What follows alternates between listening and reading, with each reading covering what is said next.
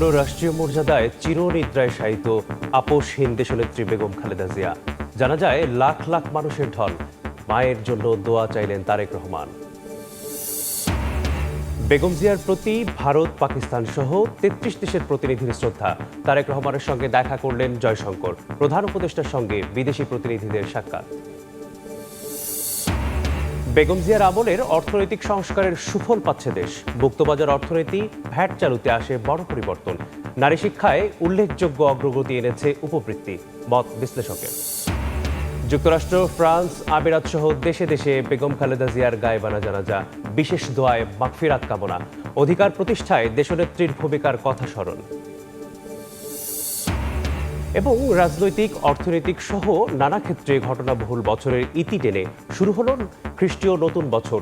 জাতীয় ও আন্তর্জাতিক চ্যালেঞ্জ মোকাবেলা করে সুন্দর আগামীর প্রত্যাশা।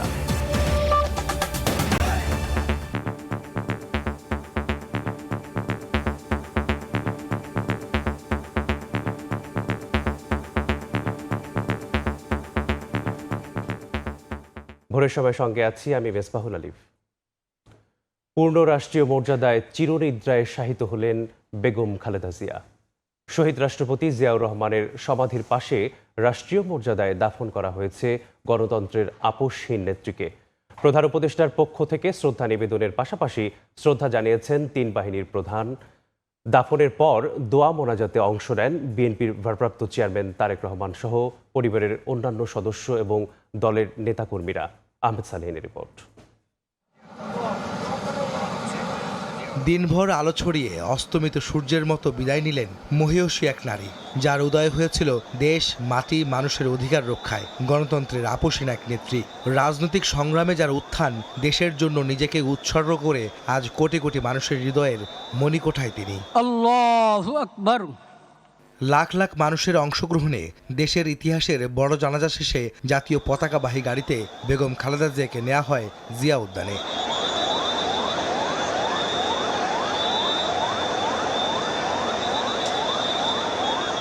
স্বামী শহীদ রাষ্ট্রপতি জিয়াউর রহমানের কবরের পাশে সমাহিত করা হয় বেগম জিয়াকে। রাষ্ট্রীয় শ্রদ্ধা জানানো হয় শেষ বিদায়ে।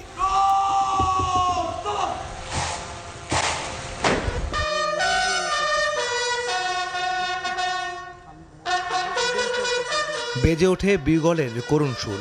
গার্ড অফ অনারে সম্মানিত করা হয় জাতীয় ঐক্যের প্রতীক হয়ে ওঠা সাবেক প্রধানমন্ত্রী বেগম জিয়াকে। প্রধান উপদেষ্টার পক্ষ থেকে শ্রদ্ধা নিবেদনের পর একে একে শ্রদ্ধা জানান তিন বাহিনীর প্রধান।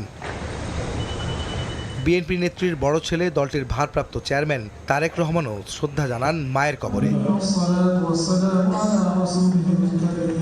দাফন শেষে বেগম জিয়ার আত্মার মাগফিরাত কামনায় দোয়া মোনাজাতে অংশ নেন তারেক রহমান সহ পরিবারের সদস্য এবং দলের নেতাকর্মীরা।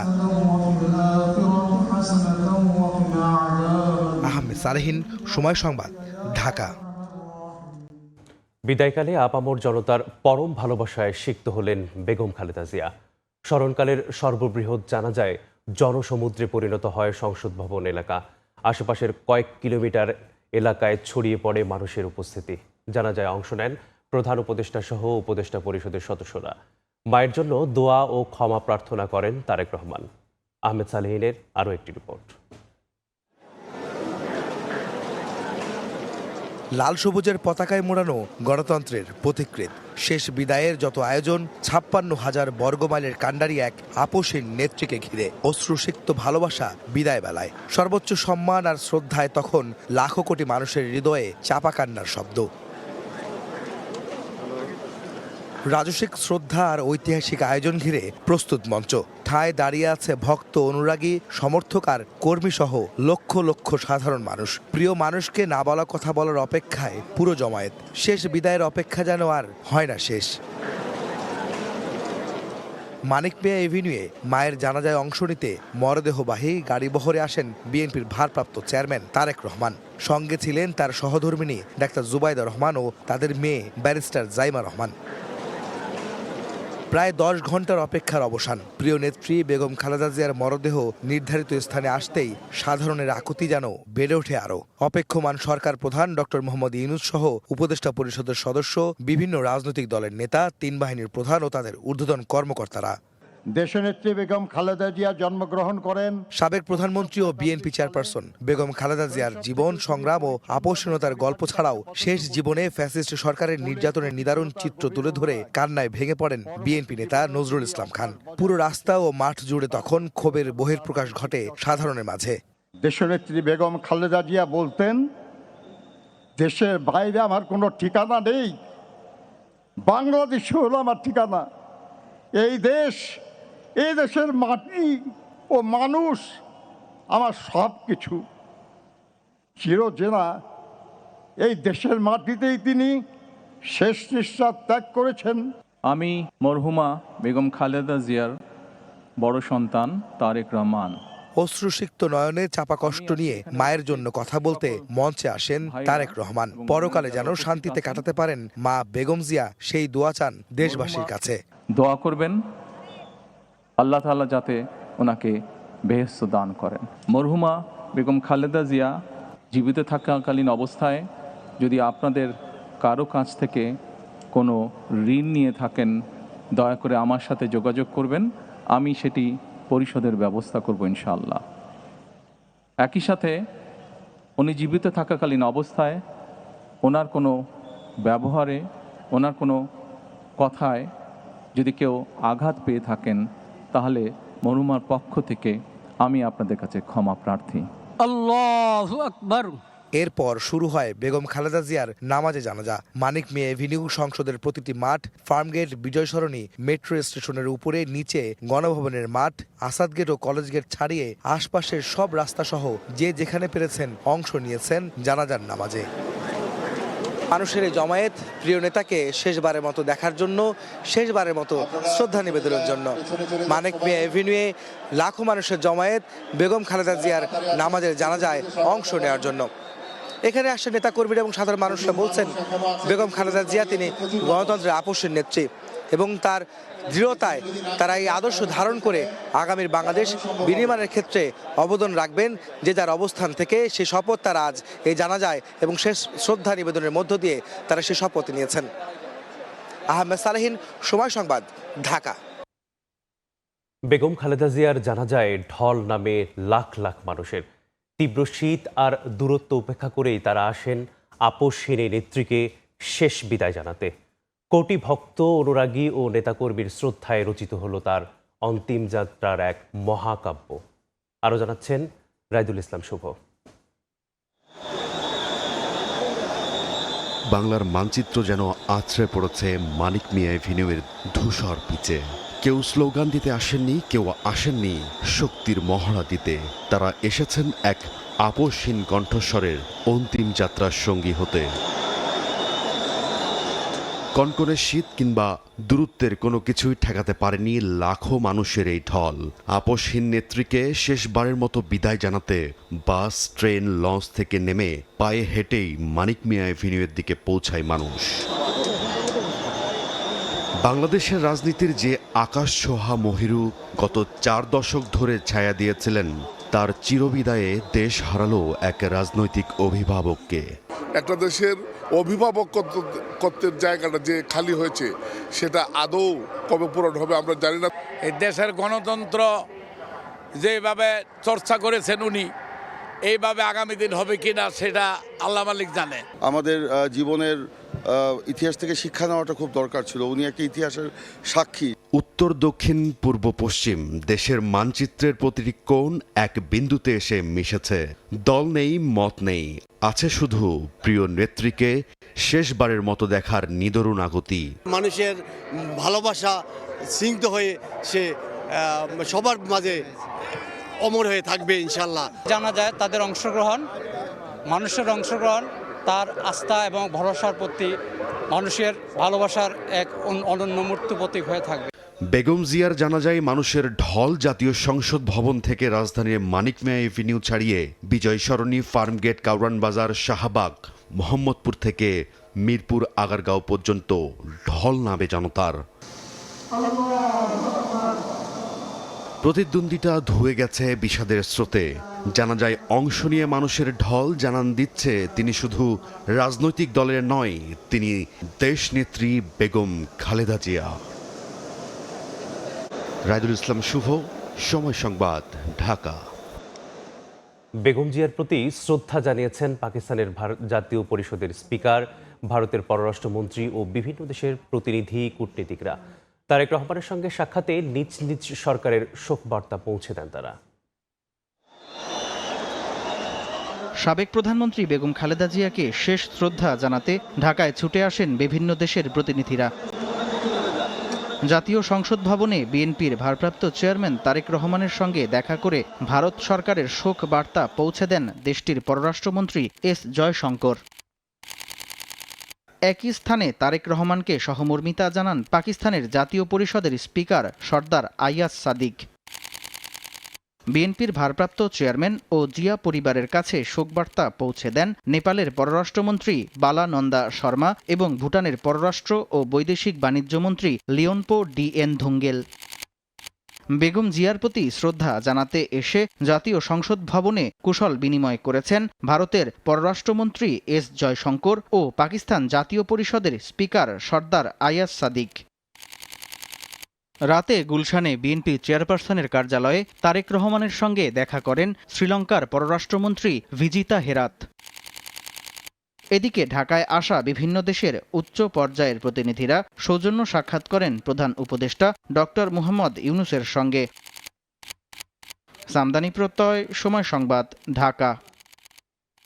এর আগে জাতীয় পতাকায় আচ্ছাদিত গাড়িতে বেগম খালেদা জিয়ার নিথর দেহ এভার কেয়ার থেকে গুলশানের ছেলের বাসভবনে পৌঁছায়।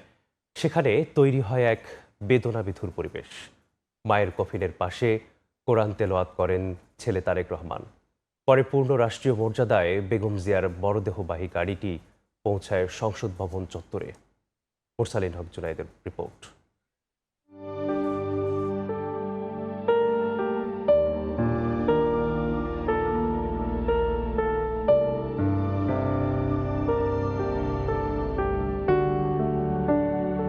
লাল সবুজ পতাকায় আচ্ছাদিত গাড়ি, ভেতরে গণতন্ত্রের আপসহীন নেত্রীর নিথর দেহ। এভার কেয়ার হাসপাতাল থেকে গুলশানে তারেক রহমানের বাসভবনের পথে যাত্রা। বুধবার সকাল ৯টার পর গুলশানে বিএনপি চেয়ারপারসন এলেন তার ১.৫ দশকের বাসভবন ফিরোজার পাশে ছেলের বাড়িতে। পরিবার স্বজনদের মাঝে তৈরি হয় বেদনাবিধুর পরিবেশ। মায়ের কফিনের পাশে কোরআন তেলাওয়াত করেন তারেক রহমান, আত্মার শান্তি কামনায় করেন দোয়া। প্রায় পৌনে ২ ঘন্টা পরিবার পরিজনের সঙ্গে থাকেন বেগম জিয়া।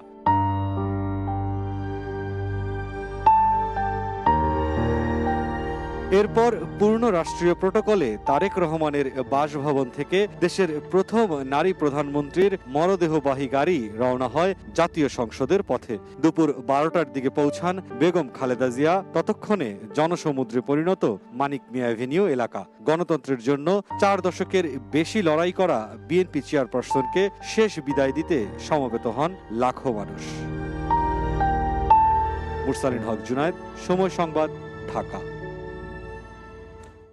দেশের বিভিন্ন স্থানে বেগম খালেদা জিয়ার গায়েবানা জানাজা অনুষ্ঠিত হয়েছে। অশ্রুসিক্ত নয়নে বেগম জিয়ার আদর্শ ধারণের প্রত্যয় ব্যক্ত করেন নেতাকর্মীরা।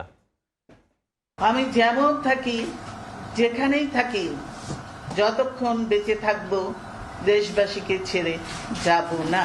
দেশের বাইরে আমার কোনো ঠিকানা নেই, এটাই হলো আমার ঠিকানা। গৃহবধূ থেকে হয়েছেন আপসীর নেত্রী। বিএনপি চেয়ারপারসন ও সাবেক প্রধানমন্ত্রী বেগম খালেদা জিয়ার মৃত্যুতে শোকের ছায়া নেমে এসেছে দেশ জুড়ে।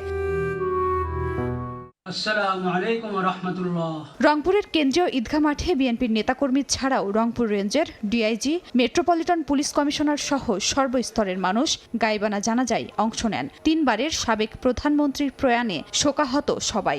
অশ্রুসিক্ত নয়নে বেগম জিয়ার আদর্শ ধারণের প্রত্যয় ব্যক্ত করেন তারা।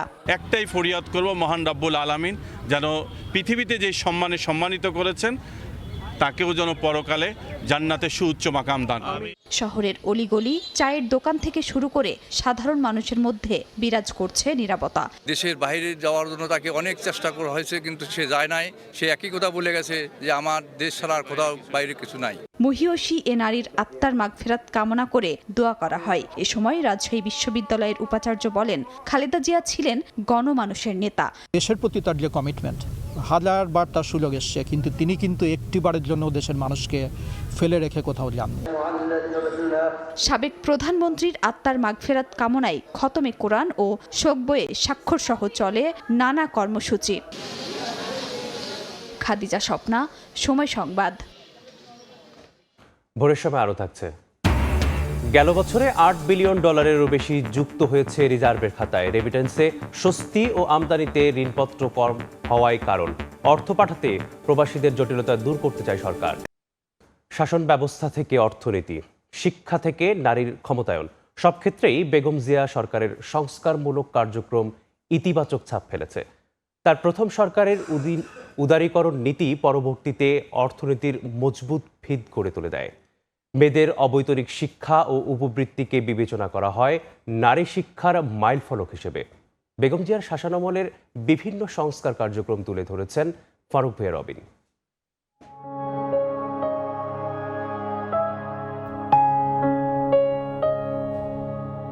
1991 সালে বাংলাদেশ গণতান্ত্রিক শাসন ব্যবস্থায় ফিরলে দেশের প্রথম নারী সরকার প্রধান হিসেবে শপথ নেন বিএনপি চেয়ারপারসন বেগম খালেদা জিয়া। বেনজির ভুট্টোর পর মুসলিম বিশ্বের দ্বিতীয় নারী প্রধানমন্ত্রী ও বিএনপি নেত্রী। 1991 থেকে 96 ও 2001 থেকে 6 এই দুই ভাগে বেগম জিয়ার শাসন আমলকে ভাগ করেন বিশ্লেষকরা।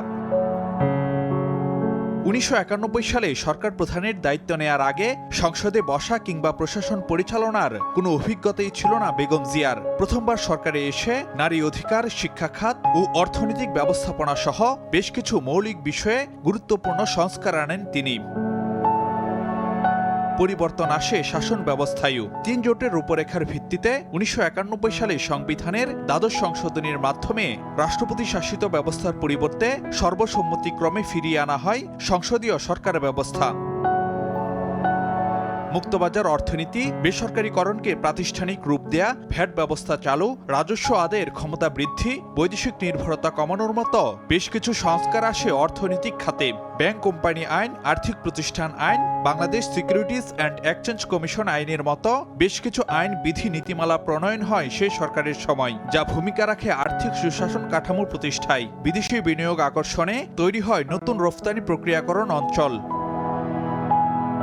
অন্যদিকে ছাত্রীদের বৃত্তি, 10ম শ্রেণী পর্যন্ত বিনামূল্যে পাঠদান ভূমিকা রাখে নারী শিক্ষার অগ্রগতিতে। 1996 সালে স্বল্পকালীন ষষ্ঠ সংসদে আন্দোলনরত বিরোধী দলগুলোর দাবির মুখে পাশ হয় নির্দলীয় তত্ত্বাবধায়ক সরকার ব্যবস্থা।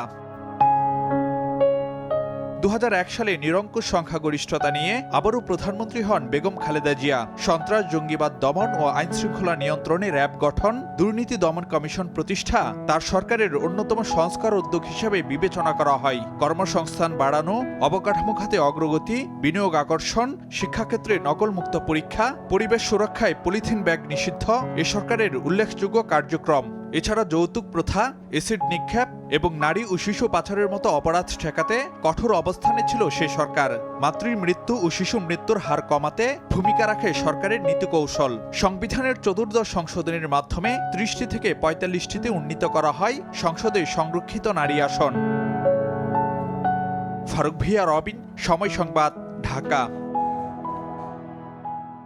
বাংলাদেশের প্রথম নারী প্রধানমন্ত্রী বেগম খালেদা জিয়ার জানাজা ও দাফনের খবর উঠে এসেছে বিশ্ব গণমাধ্যমে। বিবিসি, আল জাজিরা, দ্য ডন এবং এনডিটিভি সহ বিভিন্ন গণমাধ্যম গুরুত্ব সহকারে খবর প্রকাশ করেছে।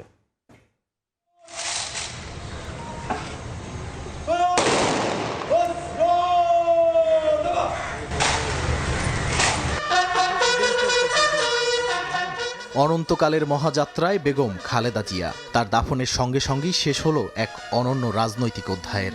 বাংলাদেশের প্রথম নারী প্রধানমন্ত্রীর জানাজায় যোগ দেন ভারত, পাকিস্তান সহ বিভিন্ন দেশের প্রতিনিধিরা। বেগম খালেদা জিয়ার জানাজা ও দাফনের খবর বেশ গুরুত্ব সহকারে প্রকাশ করেছে আন্তর্জাতিক গণমাধ্যমগুলো। ব্রিটিশ গণমাধ্যম বিবিসির প্রতিবেদনে তুলে ধরা হয়েছে সাবেক প্রধানমন্ত্রী বেগম খালেদা জিয়ার জানাজায় লাখ লাখ মানুষের উপস্থিতির তথ্য। কাতার ভিত্তিক সংবাদ মাধ্যম আল জাজিরাও বিএনপি নেত্রীর শেষ বিদায়ে লাখো মানুষের ঢলের বিষয়টি তুলে ধরেছে। এছাড়া NDTV, the Hindu, Indian express সহ ভারতীয় বিভিন্ন সংবাদ মাধ্যমেও প্রচার করা হয়েছে বেগম খালেদা জিয়ার বিদায়ের মুহূর্ত। পাকিস্তানের জিও নিউজ, দ্য ডনেও উঠে এসেছে বেগম জিয়ার জানাজার খবর। বিশ্বের আরও প্রভাবশালী গণমাধ্যমের শিরোনাম হয়েছেন বাংলাদেশের সাবেক প্রধানমন্ত্রী। নাদিম মারজান, সময় সংবাদ। যুক্তরাষ্ট্র, ফ্রান্স, যুক্তরাজ্য, সংযুক্ত আরব আমিরাত সহ দক্ষিণ আফ্রিকা সহ দেশে বিভিন্ন দেশে অনুষ্ঠিত হয়েছে বিএনপি চেয়ারপারসন বেগম খালেদা জিয়ার গায়েবানা জানাজা। এতে অংশ নেন স্থানীয় বিএনপি নেতাকর্মী, প্রবাসী বাংলাদেশি ও সংশ্লিষ্ট দেশে বাংলাদেশ মিশনের কর্মকর্তা কর্মচারীরা। বেগম জিয়ার আত্মার মাগফিরাত কামনায় বিভিন্ন মসজিদে ছিল বিশেষ দোয়া ও মোনাজাত। সংযুক্ত আরব আমিরাতে সাবেক প্রধানমন্ত্রী ও বিএনপি চেয়ারপারসন বেগম খালেদা জিয়ার গায়েবানা জানাজা হয়েছে। এতে অংশ নেন স্থানীয় বিএনপির নেতাকর্মী ও প্রবাসী বাংলাদেশিরা। দেশের সঙ্গে সময়ের সামঞ্জস্য রেখে গায়েবানা জানাজা হয় শারজায়। এছাড়াও আবুধাবি, দুবাই, আল আইন ও আজমান সহ আমিরাতের বিভিন্ন প্রদেশে প্রবাসী বাংলাদেশিদের উদ্যোগে ছিল একই আয়োজন। বেগম খালেদা জিয়ার গায়েবানা জানাজা হয়েছে যুক্তরাষ্ট্রেও। নিউ ইয়র্কের কুইন্স প্যালেসে জানাজার আয়োজন করে যুক্তরাষ্ট্রের প্রবাসী বাংলাদেশিরা। এতে নিউ ইয়র্কের কনসাল জেনারেল, বাংলাদেশ সোসাইটির সভাপতি সহ যুক্তরাষ্ট্র বিএনপি এবং অঙ্গ ও সহযোগী সংগঠনের বিপুল সংখ্যক নেতাকর্মী অংশ নেন। এ সময় বেগম খালেদা জিয়ার বিদেহী আত্মার মাগফিরাত কামনা করা হয়। এদিকে ওয়াশিংটন ডিসিতে বাংলাদেশ দূতাবাস এবং নিউ ইয়র্ক, লস অ্যাঞ্জেলেস ও ফ্লোরিডা কনসুলেটে শোক বই খোলা হয়েছে। 3 দিনের রাষ্ট্রীয় শোক দিবসের একটি অংশ হিসাবে কিন্তু একটা প্রতিটা কনসুলেট এবং দূতাবাসে শোক বই খোলা হয়েছে। গণতন্ত্রের আপোষহীন নেত্রী বেগম খালেদা জিয়ার মৃত্যুতে শোক প্রকাশ, পবিত্র কুরআন খতম ও দোয়া মাহফিলের আয়োজন করে ফ্রান্স বিএনপি। প্যারিসের স্থানীয় একটি মসজিদে দোয়া মাহফিলের আয়োজন করা হয়। উপস্থিত ছিলেন স্থানীয় বিএনপির নেতাকর্মী, ফ্রান্সে নিযুক্ত বাংলাদেশ দূতাবাসের মিশন উপপ্রধান সহ দূতাবাসের কর্মকর্তা কর্মচারী ও প্রবাসী বাংলাদেশিরা। মালদ্বীপেও বেগম খালেদা জিয়ার গায়েবানা জানাজা হয়েছে। এতে স্থানীয়দের পাশাপাশি বাংলাদেশ হাইকমিশনার, মালদ্বীপ বিএনপির নেতাকর্মী সহ প্রবাসী বাংলাদেশিরা অংশ নেন। জনগণের অধিকার প্রতিষ্ঠার সংগ্রামে বেগম খালেদা জিয়ার ভূমিকার কথা স্মরণ করেন সবাই। দেশনেত্রী বেগম খালেদা জিয়া বাংলাদেশের জন্য নিজের জীবনকে উৎসর্গ করে জেল জুলুমের শিকার হয়েও দেশ ছেড়ে চলে যান নাই। দেশের জনগণের জন্য, দেশের স্বার্থের জন্য আল্লাহ পাকের কাছে আমরা দোয়া করব ওনাকে যেন জান্নাতুল ফেরদৌস দান করেন। সর্বোপরি আল্লাহর কাছে প্রার্থনা, আল্লাহ তাআলা যেন এই মহিষী নায়ককে মাগফিরাত দিয়ে জান্নাতের মেহমান হিসেবে কবুল করে। আমিন। দক্ষিণ আফ্রিকায়ও বেগম খালেদা জিয়ার গায়েবানা জানাজা ও দোয়া মাহফিল হয়েছে। অংশ নেন কেপটাউনে বসবাসরত প্রবাসী বাংলাদেশিরা। অশ্রুসিক্ত নয়নে প্রিয় নেত্রীকে শেষ বিদায় জানান।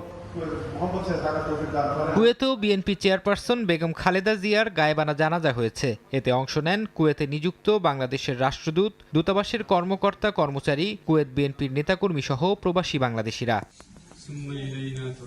ফরহাদ চৌধুরী, সময় সংবাদ। অন্তত 5 বছরের জন্য একটি স্থিতিশীল বাংলাদেশ দেখতে চান জামায়াত আমির।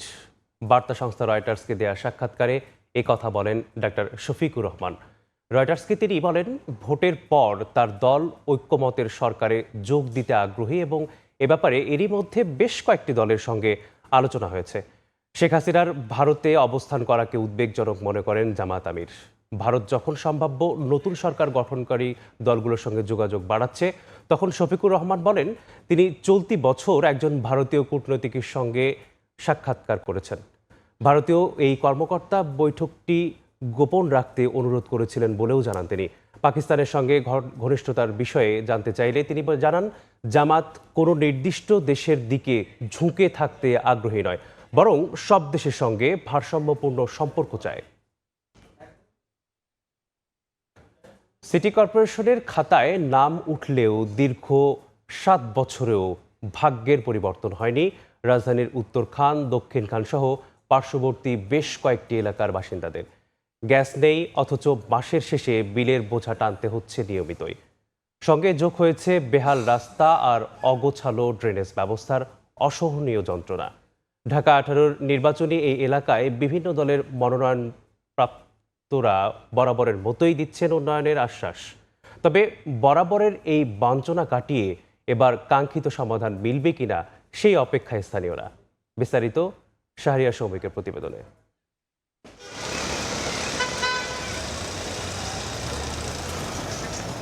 রাজধানীর দক্ষিণখানের বাসিন্দা ফরিদা বেগম। সকালের ব্যস্ততা শুরু হওয়ার আগেই রান্নাঘরে শুরু হয় তার অন্য এক যুদ্ধ। পাইপলাইনে গ্যাসের সংযোগ আছে ঠিকই, মাস শেষে বিলও দিচ্ছেন নিয়ম করে, কিন্তু চুলায় জ্বলে না আগুন। বাধ্য হয়ে বাড়তি খরচেই বেছে নিয়েছেন সিলিন্ডার। ওইখানে সিলিন্ডার বসায় রান্না করি, কিন্তু লাইনের কোনো গ্যাস নেই, এভাবেই চলতেছে। বাড়িওয়ালা বলে যে সবার নাই, আপনাদের নাই, আমরা কি করব, আমাদের কিছু করার নেই, কিন্তু গ্যাস তো বিল তো মাপ নাই। শুধু গ্যাস নয়, ঢাকা উত্তর সিটি কর্পোরেশনের অন্তর্ভুক্ত হলেও মৌলিক প্রায় সব নাগরিক সুবিধা থেকেই বঞ্চিত এই এলাকার মানুষ। আমরা যখন ইউনিয়ন ছিলাম যে সুযোগ সুবিধাগুলো ছিল এখন পর্যন্ত সেম ওই একই সুযোগ সুবিধা আছে। ড্রেনেজ ব্যবস্থা একেবারে বর্ষা আসলে কি যে একটা অবস্থা হয়, গ্যাস আমরা শুধু শুনি যে গ্যাসের লাইন আসছে, কিন্তু গ্যাস কখনো জ্বালাইতে পারি না। দিয়া বাড়ি যেগুলো মনে কোনো লোকজন থাকে না, খুব কম, জনসংখ্যা খুব কম, ওগুলো দিয়ে যায় রিক্সা ওখানে রাখে, রুমাল শুঙ্গাই, না হলে কোনো কিছু শুঙ্গানোর পরে মনে করেন যে আমরা অজ্ঞান হয়ে যাই, তখন গাড়িটা নিয়ে চলে যাই। সামনে নির্বাচনে যদি যেই হোক নির্বাচনে জয় হয়, এর জন্য আমাদের চাঁদাগুলো বন্ধ করে দেয়। ওয়াসার কোম্পানি আমরা লাইন দিছে, ওয়াসার কোম্পানি আমগতে পানি না দিয়ে আমগতে বিল নিতেছে। ঢাকা 18 আসনটি ঢাকা উত্তর সিটির 14টি ওয়ার্ড এবং নির্দিষ্ট কিছু থানা এলাকা নিয়ে গঠিত। আসনটিতে মোট ভোটার প্রায় 6 লাখ। 2018 সালে ইউনিয়ন পরিষদ থেকে সিটি কর্পোরেশনের আওতায় আনা হয় উত্তরখান, দক্ষিণখান, তুরাগ ও খিলক্ষেত সহ বেশ কিছু এলাকা। তবে নামের পাশে সিটি যুক্ত হলেও যাপিত জীবনে পরিবর্তন আসেনি ছিটেফোঁটাও। উত্তরার একাংশের মানুষ সিটি কর্পোরেশনের পর্যাপ্ত নাগরিক সুবিধা পেলেও একেবারেই বিপরীত চিত্র এসব এলাকার বাসিন্দাদের ক্ষেত্রে। তাদের প্রত্যাশা, আসন্ন নির্বাচনে যে দলের প্রার্থী জয়ী হয়ে আসুক, দ্রুতই কার্যকর পদক্ষেপ নেবে এসব এলাকার বাসিন্দাদের হয়ে। এবার এ আসন থেকে বিএনপির প্রার্থী এস.এম. জাহাঙ্গীর হোসেন এবং জামায়াতে ইসলামের প্রার্থী আশরাফুল হক দীর্ঘদিনের সমস্যা নিরসনে ভোটারদের দিচ্ছেন নানা আশ্বাস। আমাকে যদি ইনশাল্লাহ জনগণ নির্বাচিত করে, ধানের শেষকে যদি নির্বাচিত করে, তাহলে অবশ্যই সিটি কর্পোরেশনের যোগাযোগ করে সিটি কর্পোরেশনের সেবার মানটা কীভাবে বৃদ্ধি করা যায় সেভাবে আমি চেষ্টা করব। আমাদের যে সদিচ্ছা আছে সেই সদিচ্ছার কারণে এগুলো আমরা সেবামূলক প্রতিষ্ঠানগুলোকে আরও উন্নতি করতে পারবো। মানুষের ভালোবাসায় এবং আল্লাহর রহমতে আমরা নির্বাচিত হতে পারি, তখন যথাশীঘ্র এগুলো কার্যকরী হবে ইনশাআল্লাহ ডেভেলপমেন্টগুলো, এবং ইনশাআল্লাহ 1% দুর্নীতিও হবে না। একই সঙ্গে নির্বাচনের সুষ্ঠু ও শান্তিপূর্ণ পরিবেশ বজায় রাখতে ইসির প্রতি জোরালো আহ্বান প্রার্থীদের। শাহরিয়ার শৌমিক, সময় সংবাদ, ঢাকা। হাড় কাঁপানো শীতেও রংপুরের নির্বাচনী হাওয়ায় নেই উত্তাপের কোনো ঘাটতি। হাটবাজার কিংবা চায়ের আড্ডায় ঘুরে ফিরে আসছে একটাই প্রসঙ্গ, জাতীয় সংসদ নির্বাচন। কে হচ্ছেন প্রার্থী, কে কতটা প্রতিশ্রুতি রাখবেন, ভবিষ্যতে এলাকার উন্নয়ন কার ভূমিকা কেমন হবে, এসব নিয়েই চলছে চুলচেরা বিশ্লেষণ। চাওয়া পাওয়ায় উঠে আসে এলাকার রাস্তাঘাট, শিক্ষা, স্বাস্থ্যসেবা, কর্মসংস্থান থেকে শুরু করে নিত্যদিনের হিসাবও। রংপুর 4 আসনের ভোটারদের সেই প্রত্যাশা, ভাবনা আর মতামতের বিস্তারিত জানাচ্ছেন সহকর্মী নাজমুল ইসলাম নিশাদ। আমি এখন রয়েছি রংপুর 4 আসনের নবদিগঞ্জ বাজারের জমজমাট একটি চায়ের আড্ডায়। আসন্ন ত্রয়োদশ জাতীয় সংসদ নির্বাচনকে ঘিরে এখানকার ভোটারদের প্রার্থীদের কাছে প্রত্যাশা কেমন এবং কোন কোন ক্ষেত্রে তারা উন্নয়ন চান সেই বিষয়গুলো নিয়ে সরাসরি ভোটারদের সাথে কথা বলে নিতে চাই। দীর্ঘদিন থেকে তিস্তা মহাপরিকল্পনার বাস্তবায়ন চাচ্ছি, এইটা প্রার্থীদের কাছে অগ্রাধিকার ভিত্তিতে আমরা চাচ্ছি। সমাজে যেমন এই যে কাজিয়া, ঝগড়া, মারামারি, হানাহানি এটা না হয়, সন্ত্রাসী, মাদক ব্যবসায়ী এটা যেন বন্ধ হয়, আমরা এটাই চাই। পীরগাছা কাউনিয়াতে স্বাস্থ্য খাতে সমস্যা বেশি, রুগী নিয়ে অনেক দূরে যেতে হয়, এখানে স্বাস্থ্য কমপ্লেক্স জরুরি আর কি। তারপরে কর্মসংস্থানের অভাব আছে যুবকদের জন্য, তারপরে শিক্ষা খাতেও অনেক পিছিয়ে আছি। দুর্নীতি যদি না থাকে তাহলে অনেক কাজ উন্নত হবে। সংস্কৃতির রাজধানী খ্যাত জেলা কুষ্টিয়া, বহু গরিব মানুষের জন্মস্থান এই জেলায়।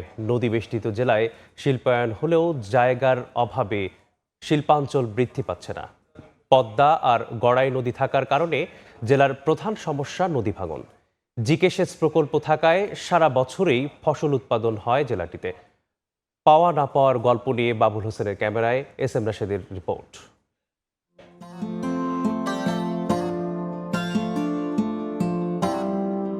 খাদ্যে স্বয়ংসম্পন্ন জেলা কুষ্টিয়া। পদ্মা ও গড়াই নদীর অববাহিকায় অবস্থানের কারণে জেলার কৃষি জমি উর্বর, যার কারণে জেলার বৃহৎ চাল মিলগুলো এই জেলায় অবস্থিত।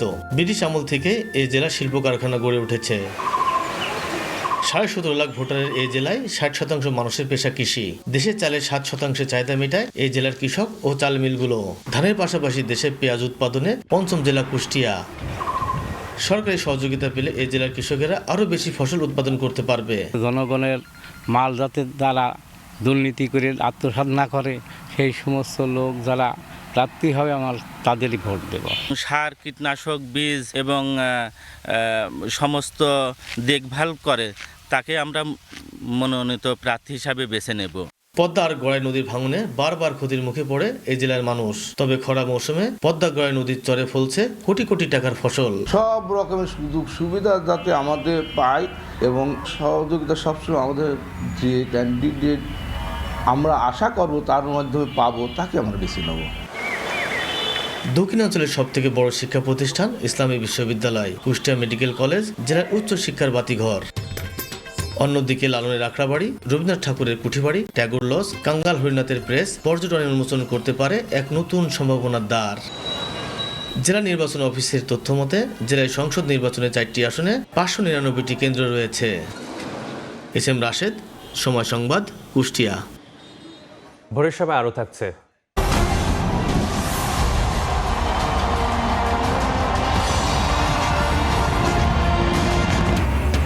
খ্রিস্টীয় নতুন বছরকে বরণ করে নিচ্ছে বিশ্ব। দেশে দেশে জমকালো আতশবাজি, বনভুক্তকর দৃশ্য দেখতে হাজার হাজার মানুষের ভিড়। নভেম্বর মাসে বাংলাদেশকে ঋণ দেয়ায় কোনো প্রতিশ্রুতি দেয়নি ভারত, চীন, রাশিয়া ও জাপান। এ তথ্য জানিয়েছে অর্থনৈতিক সম্পর্ক বিভাগ ইআরডি। ইআরডির হালনাগাদ পরিসংখ্যান চলতি অর্থ বছরের প্রথম 5 মাসে যে পরিমাণ ঋণ এসেছে তার প্রায় সমপরিমাণ দায় শোধ করেছে সরকার। চলতি বছরের প্রথম 5 মাস অর্থাৎ জুলাই থেকে নভেম্বর সময়ে যে পরিমাণ ঋণ পেয়েছে তার প্রায় পুরোটাই পরিশোধ করেছে বাংলাদেশ। এ সময়ে সব মিলিয়ে $195 কোটি ছাড় করেছে দাতা সংস্থা ও দেশগুলো, যেখানে আগের নেয়া ঋণের সুদ ও আসল পরিশোধ করতে খরচ হয়েছে $189 কোটি। অর্থনৈতিক সম্পর্ক বিভাগ ইআরডি জানিয়েছে চলতি অর্থ বছরের 5 মাসে সব মিলে বাংলাদেশ $122 কোটি প্রতিশ্রুতি পেয়েছে, যার মধ্যে অনুদান $9 কোটি আর ঋণ $112 কোটি। তবে নভেম্বরে বিদেশি ঋণের কোনো প্রতিশ্রুতি দেয়নি উন্নয়ন সহযোগী দেশ ভারত, চীন, রাশিয়া ও জাপান। তারা প্রতিশ্রুত ঋণের অর্থ ছাড় করেছে। সবচেয়ে বেশি ছাড় করেছে রাশিয়া। চীন ও ভারত ছাড় করেছে যথাক্রমে $19.5 কোটি ও $8.5 কোটি। জাপান দিয়েছে $8.5 কোটি। ইয়ানুর শিফাত, সময় সংবাদ, ঢাকা। সব ধরনের জ্বালানি তেলের দাম প্রতি লিটার 2 টাকা করে কমানো হয়েছে। 2026 সালের জানুয়ারি মাসের জন্য জ্বালানি তেলের এই নতুন দাম ঘোষণা করেছে সরকার। 2 টাকা করে কমে প্রতি লিটার ডিজেল 102 টাকা, কেরোসিন 114, অকটেন 122 এবং পেট্রোলের দাম 118 টাকা নির্ধারণ করা হয়েছে। বিদ্যুৎ, জ্বালানি ও খনিজ সম্পদ মন্ত্রণালয় থেকে জারি করা গেজেট অনুযায়ী নতুন এই দাম কার্যকর হবে আজ থেকেই। এর আগে গেল বছরের ডিসেম্বরে জ্বালানি তেলের দাম লিটার প্রতি 2 টাকা করে বাড়ানো হয়েছিল।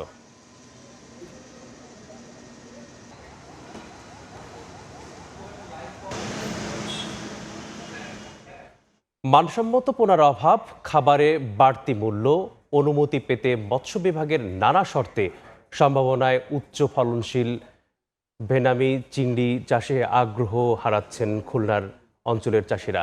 এতে চিংড়ি উৎপাদন ও রপ্তানির লক্ষ্যমাত্রা পূরণ নিয়ে শঙ্কা সংশ্লিষ্টদের। আব্দুল হালিমের ছবিতে আরও জানাচ্ছেন আব্দুল আল মামুন রুবেল। জাল ফেলতেই উঠে আসছে ঝাঁকে ঝাঁকে চিংড়ি। সম্প্রতি খুলনার বটিয়াঘাটায় একটি ঘেরে ভেনামি চিংড়ি চাষ করে এমন সফলতা মিলেছে। 2 দফা পরীক্ষামূলক চাষের পর চাষিদের দাবিতে 2023 সালে দেশে ভেনামি চিংড়ির বাণিজ্যিক চাষের অনুমোদন দেয় মৎস্য বিভাগ। এরই ধারাবাহিকতায় 2025 সালে খুলনার বটিয়াঘাটা, দাকোপ ও পাইকগাছায় 8টি প্রতিষ্ঠান বাণিজ্যিকভাবে ভেনামি উৎপাদন করে এবং উল্লেখযোগ্য সফলতাও পায়।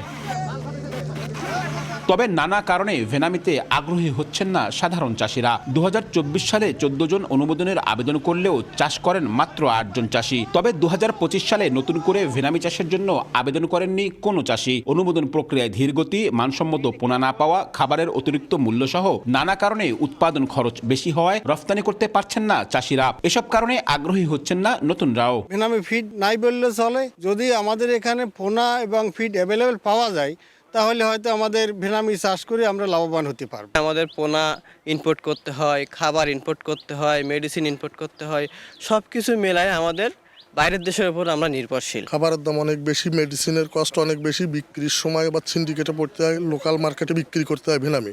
পোনা উৎপাদনের অনুমোদন প্রক্রিয়ায় ধীরগতি ও আমদানিকৃত পোনায় অতিরিক্ত করের কারণে সময় মতো পোনা মিলছে না বলে জানান হ্যাচারি মালিকরা, যার প্রভাব পড়ছে রফতানিতেও। আমাদের যেমন ব্রুড ইম্পোর্ট করতে আমাদের 58% ট্যাক্স দিতে হয়, এটা কমালে আমাদের পোনার দামটা কমে। খাবারের ব্যাপারে কিছু এআইটি ট্যাক্স আছে, এগুলো কমাইলে আরও কিছু দাম কমে। সেক্ষেত্রে আমরা যদি ইন্ডিয়া সমুদ্র আসতে পারি তাহলে আমরা কোম্পানি এক্সপোর্টাররা এটাকে এক্সপোর্ট করতে পারি। মানসম্মত ভেনামি পোনার সংকট কাটাতে নতুন করে একাধিক হ্যাচারিকে অনুমোদন দেয়া হয়েছে জানিয়ে মৎস্য অধিদপ্তরের দাবি, ভেনামিতে নতুন চাষিদের আগ্রহী করতে নেওয়া হয়েছে নানা উদ্যোগ। হ্যাচারিকে অনুমোদন দিচ্ছি এবং লাইসেন্স দিচ্ছি, তারা এই প্রোডাকশনে আসলে আসলে সিডের সমস্যাটা আস্তে আস্তে করে সমাধান হবে। চলতি বছর খুলনায় 35 হেক্টর ঘেরে ভেনামি চিংড়ি চাষ হয়েছে।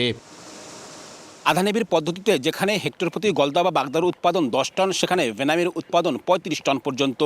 সংকট সমাধান করা গেলে এখাতে বাড়বে চাষের পরিমাণ, একই সঙ্গে চাঙা হবে চিংড়ি রপ্তানির বাজারও, এমন প্রত্যাশা সংশ্লিষ্টদের। আব্দুল্লাহ আল মামুন রুবেল, সময় সংবাদ, খুলনা। আনন্দ বেদনা পাওয়া না পাওয়ার কথামালা নিয়ে শুরু হলো খ্রিস্টীয় নতুন বছর 2026। সুন্দর এক আগামীর প্রত্যাশায় দেশের মানুষ। বিদায় নিল রাজনৈতিক, সামাজিক, অর্থনৈতিক, সাংস্কৃতিক, শিক্ষাসহ বিভিন্ন ক্ষেত্রে এক ঘটনাবহুল বছর। ছিল জাতীয় আন্তর্জাতিকভাবে চড়াই উতরাই সহ নানা চ্যালেঞ্জ। তবে সকল অপ্রাপ্তির পরিসমাপ্তি ঘটুক নতুন এবছরে, এমন চাওয়া সকলের। শাহিনুর রহমান শাহিনের ছবিতে রৌনক নিয়ন্ত্রণ রিপোর্ট।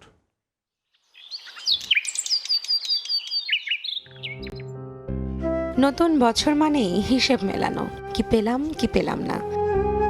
ক্যালেন্ডারের পাতা উল্টে বছর আসে, বছর যায়, কিন্তু আমাদের জীবনে, সমাজে, অর্থনীতিতে আসলে কি বদলায়? পুরানো বছরের আঙিনায় কেউ পেয়েছে নতুনের ঘ্রাণ, কারো বুকে বেজেছে বিচ্ছেদের সুর, কারো ঘরে এসেছে নতুন সদস্য, কেউ আবার হারিয়েছেন প্রিয়জন। কোনো স্বপ্ন ডানা মেলে আকাশে উড়েছে, কোনোটা আবার রয়ে গেছে অধরায়। স্মৃতির পাতায় বছর জুড়ে ঘটে যাওয়া প্রাপ্তি অপ্রাপ্তির এই দোলাচলেই শেষ হলো একটি অধ্যায়, আর শুরু হলো আগামীর দিন বদলানোর নীরব প্রতীক্ষা। 2026 সাল যেন একটি উৎসবের বছর। বছরের শুরুতেই অনুষ্ঠিত হতে যাচ্ছে দেশের জাতীয় নির্বাচন, টি-20 বিশ্বকাপ, আর বছরের মাঝে ফুটবল বিশ্বকাপ। সব মিলিয়ে ব্যস্ত একটি সময় পার করবে বিশ্ব। তবে একদিকে ডিজিটাল বিপ্লব হলেও অন্যদিকে আকাশ ছোঁয়া দ্রব্যমূল্য, একদিকে উন্নয়নের জোয়ার, অন্যদিকে বৈষম্যের পাহাড়। দিন গেলে মনে করেন যে 1200, 1400 টাকা ইনকাম ছিল, বর্তমান 500 টাকা ইনকাম হয় না। দেশের দ্রব্যমূল্যের দাম কমবে, গরিব মানুষের নাগালের বাইরে গেছে, নাগালের মধ্যে থাকলে সবাই একটু স্বস্তি ভোগ করবে। গাণিতিক প্রবৃদ্ধি দৃশ্যমান হলেও সেই সমৃদ্ধির ছায়া কি প্রান্তিক মানুষের ঘরে পৌঁছেছে? আধুনিক প্রযুক্তির এই যুগেও যদি শিক্ষা, স্বাস্থ্য আর কর্মসংস্থানের নিশ্চয়তা সাধারণ মানুষের নাগালের বাইরে থাকে, তবে বুঝতে হবে উন্নয়নের এই আলো কেবল একটি নির্দিষ্ট শ্রেণীকে আলোকিত করছে, পুরো সমাজকে নয়। আমরা আশা করলাম, অনেক প্রত্যাশা ছিল তার উপরে আমাদের দেশের উন্নয়ন হবে, কিছু কাজ হয় নাই, জিরো। আগে যে অবস্থা এখন সেম অবস্থায়। সবাই তো অনেক কিছু পরিবর্তন হয়, কিন্তু আমাদের তো ভাগ্যের পরিবর্তন হয় না। আমরা তো এই পথেই থাকতে থাকতে আমাদের জীবন এইভাবেই যায়। নতুন বছরের বা নতুন সরকার যাই বলেন, প্রথমত আমরা চাইবো যে অপচয় সর্বক্ষেত্রে আমরা নিজেরা এবং অন্যরা যতটা পারি কমায় দিই, নইলে এই এত জনসংখ্যার দেশ টিকবে না, রাষ্ট্র টিকবে না। আমাদের নিয়মকানুন মানা উচিত, কম নিয়মকানুন থাকুক, কিন্তু মানতে হবে। আবার নারীদের জন্য অনেক সুযোগ এসেছে ঠিকই, তবে ঘরোয়া চাপ, নিরাপত্তার অভাব, এগুলো কমেছে কি? পরিস্থিতি যেমনই হোক, মানে দেশে নারীদের নিরাপত্তা কখনো পুরোপুরিভাবে নিশ্চিত হয় না। নতুন বছর এতদিন যাই হয়েছে, এখন যেন নিরাপদে নারীরা সব কাজ নির্ভয়ে করতে পারে। কোনো নিরাপত্তা নাই। আমরা আশা করি যে নতুন সরকারের সাথে সাথে এটা আমাদের নিরাপত্তাটা নিশ্চিত হবে। সব চাপিয়ে পুরনো খেরোখাতা বন্ধ হলো, ফের পথ চলার নতুন কৌশলে। সবটুকু পাওয়া হয়নি ঠিকই, তবে প্রতিটি না পাওয়া শিখিয়ে গেছে নতুন কোনো জীবনবোধ। অপ্রাপ্তির আড়ালেই লুকিয়ে আছে নতুন বছরের নতুন আশা। প্রতিটি অভিজ্ঞতা এই জীবনের ক্যানভাসে আঁকা এক একটি রং, আর এই রঙগুলো দিয়ে আমরা সাজাই নতুন বছরকে, নতুন স্বপ্ন আর নতুন সংকল্পে। ফেলে আসা অপূর্ণতাগুলোই হোক আগামী দিনের পূর্ণতা পাবার সবচেয়ে বড় অনুপ্রেরণা। শুভেচ্ছা নতুন বছরের। রৌনক নিয়ন্তা, সময় সংবাদ, ঢাকা। এবছরেই বাংলাদেশ পাবে উন্নয়নশীল দেশের চূড়ান্ত স্বীকৃতি। সেই মর্যাদা আলিঙ্গনের পথে মুদ্রানীতি, মূল্যস্ফীতির ব্যবচ্ছেদে সাধারণ মানুষ চান যাপিত জীবনের স্বস্তি। ন্যায্য মূল্য নিশ্চিতের পাশাপাশি অর্থনীতির নানা নীতিতে দূর হোক ভোগ বৈষম্য, এমন প্রত্যাশা জনগণের। নতুন বছরে সাধারণ মানুষের প্রত্যাশার কথা জানাচ্ছেন অন্তরা সেন। ক্যামেরায় ছিলেন আশরাফুল ইসলাম ও শেখ সালাউদ্দিন।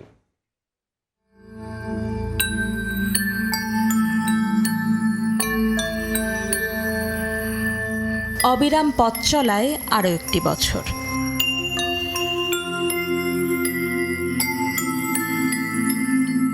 আবারও স্বপ্ন বাস্তবতার পরিচ্ছেদে লেখা হবে প্রত্যাশা প্রাপ্তির নতুন অধ্যায়। নতুন বছরে জমিন চাষে আসলাম শেখের কপালে হয়তো আর ভাঁজ ফেলবে না সারির দুশ্চিন্তা। ন্যায্য দাম না পেয়ে নিজের সবজি ক্ষেতের দিকে উদাস হয়ে তাকাতে হবে না মোতালেব মিয়াকে। স্বামী মৌসুমীর মুখেও থাকবে তৃপ্তির হাসি। যেমন এবছর সারের কষ্ট করছি, আশা করি ইনশাল্লাহ যাতে সামনের বছর সারের কষ্টটা না থাকে। যে সব জিনিস আমরা উৎপাদন করি এসব জিনিস যেন ভালো দাম পাই। আমরা চাই দুটা পয়সা আমরা কামাইতে পারি জমি থেকে। দায় দায়িত্বের ভার কাঁধে মাথায় নিয়ে নিরন্তন এই চলার পথে যেন ফুরিয়ে যায় হাতেমালির না পাওয়ার গল্প। স্বনির্ভর হালিমার রোজগারের পথে যেন কেটে যায় স্থবিরতা। 500 টাকা নিয়ে গেলে বেশি বাজার পাওয়া যায় না। দাম কমলে তো গরিবেরও ভালো। দ্রব্য নির্মার্জন নিয়ন্ত্রণের ভিতরে রাখতে পারে।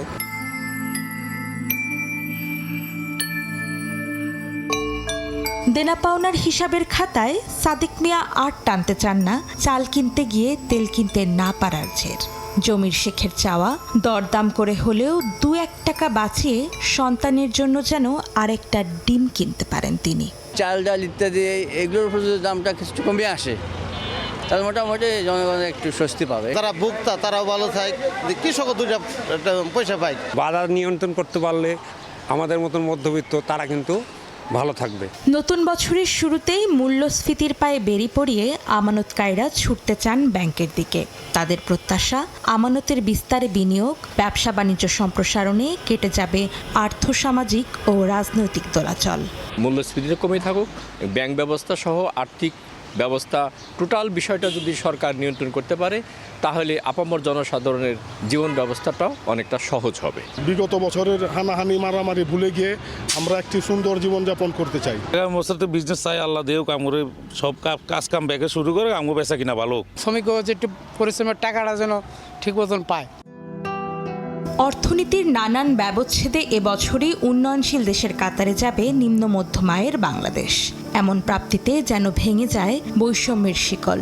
সাধারণ মানুষের মতোই এমন প্রত্যাশা গবেষকদের।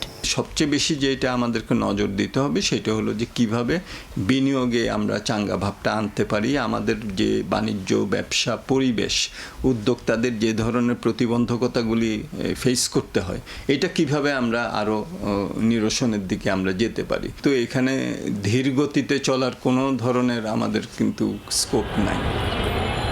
বছর আসে বছর যায়, কোথাও আলো ঝলমলে উদযাপন, কোথাও অন্ধকারে আলো খুঁজে পাওয়াটাই দায়। নতুন বছরে খেটে খাওয়া মানুষের কাছে নতুনত্ব হলো নতুন করে টিকে থাকার লড়াই। আর প্রত্যাশা অবসান হোক সীমাহীন বৈষম্যের, শক্তিশালী হোক দেশের অর্থনীতি। অন্তরা সেন, সময় সংবাদ, ঢাকা। রেমিটেন্সের হাওয়ায় প্রায় তলানিতে ডুবতে থাকা নেট রিজার্ভের খাতায় $8 বিলিয়ন বেশি যুক্ত হয়েছে বিদায়ী বছরে। এর আগে এত বেশি মাত্রায় রিজার্ভ বাড়েনি। কারণ হিসেবে প্রবাসীদের পাঠানো রেমিটেন্স আয় যেমন স্বস্তি দিয়েছে, তেমনি আমদানিতে ঋণপত্র কম হওয়ায় বাজার থেকে $3.5 বিলিয়ন যুক্ত হয়েছে এই মজুদে। নতুন বছরে রেমিটেন্স প্রবাহ আরও বাড়াতে প্রবাসীদের অর্থ পাঠানোর জটিলতা দূর করতে চায় কেন্দ্রীয় ব্যাংক। বছরের শুরুতে স্কুলের খরচ, তারপর রমজান ও ঈদ, এমন সময় প্রবাসীরা নিজেরা উপস্থিত থাকতে না পারলেও নিজেদের পরিবার পরিজনের চলার পথ সহজ করতে অর্থ পাঠান। পরিবারের জন্য পাঠানো ডিসেম্বরে প্রায় $2.5 বিলিয়ন রেমিটেন্সের টুকরো টুকরো অংশ জুড়ে নতুন বছরের জানুয়ারি শুরু হয় $33 বিলিয়ন রিজার্ভ নিয়ে। BPM-6 অনুযায়ী $28 বিলিয়ন ছাড়িয়েছে। ডিসেম্বরে 30 দিনে $3 বিলিয়নের বেশি রেমিটেন্স পাঠান প্রবাসীরা। গত বছর ছিল $2.63 বিলিয়ন, শতাংশের হিসেবে 21% বেশি। অর্থবছরের প্রথম 6 মাসের হিসেবে প্রায় 18% বেশি। 2025 শুরু হয়েছিল $21.67 বিলিয়ন দিয়ে, শেষ হলো $33 বিলিয়ন রিজার্ভ হাতে নিয়ে। প্রবাসীরা যদি খুব দ্রুততম সময়ে দেশে তাদের টাকা প্রেরণ করতে পারত, তারা ইনসেন্টিভমুখী প্রতি আকৃষ্ট হতো না। এমন অবস্থায় অর্থবছরে রেকর্ড রিজার্ভের লক্ষ্যে রেমিটেন্স বাড়াতে নিয়মকানুন আরও সহজ করতে চায় কেন্দ্রীয় ব্যাংক। যারা বিদেশে প্রবাসী আছে তারা রেমিটেন্স প্রেরণের ক্ষেত্রে যত প্রকার আইনি বাধার মধ্যে পড়ে এগুলোকে সহজীকরণ করবে। যত প্রকার জটিলতা আছে সেগুলো কীভাবে নিরসন করা যায় সেই পদক্ষেপ গ্রহণ করবে। এদিকে আমদানির চাপ কম থাকায় চলতি অর্থবছরের শুরুর 6 মাসে প্রায় $3.5 বিলিয়ন অলস ডলার ব্যাংকগুলো থেকে কিনে নিয়েছে কেন্দ্রীয় ব্যাংক, যেখানে সমপরিমাণ অর্থ বাজারে ছাড়া হয়েছে। সেলিয়া সুলতানা, সময় সংবাদ, ঢাকা। নতুন বছরের শুরুতেই ইচ্ছেমতো বাড়ি ভাড়া বাড়িয়েছে বাড়িওয়ালারা। ক্যাবের তথ্য মতে গত 25 বছরে ঢাকায় বাড়ি ভাড়া বেড়েছে প্রায় 400%। অতিরিক্ত ভাড়ায় হিমশিম খাচ্ছেন ভাড়াটিয়ারা। আয় ব্যয়ের হিসাব মেলাতে না পেরে স্ত্রী সন্তানদের গ্রামের বাড়ি পাঠিয়ে দিতে বাধ্য হচ্ছেন অনেকে। সমস্যা সমাধানে ভাড়া নির্ধারণে সুনির্দিষ্ট নীতিমালা তৈরির তাগিদ হাইকোর্টের। নয়ন আহমেদের ক্যামেরায় নাইম হাসানের রিপোর্ট।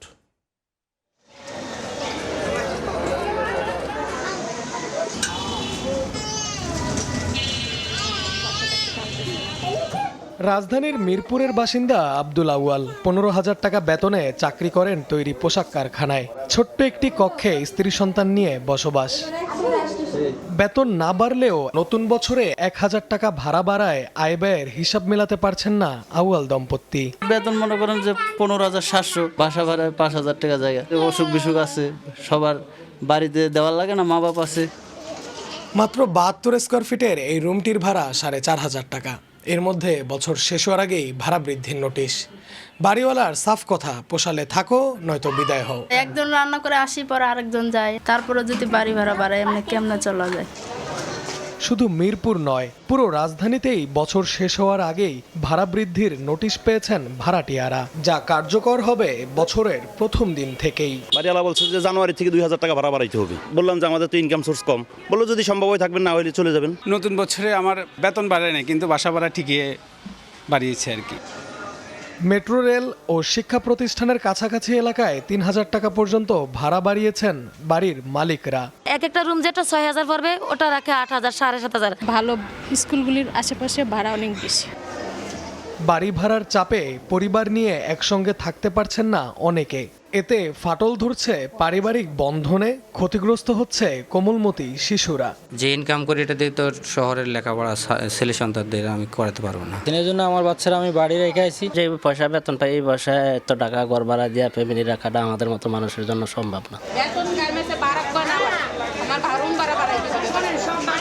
কেন বছর ঘুরলেই বাড়ি ভাড়া বাড়ান বাড়িওয়ালারা?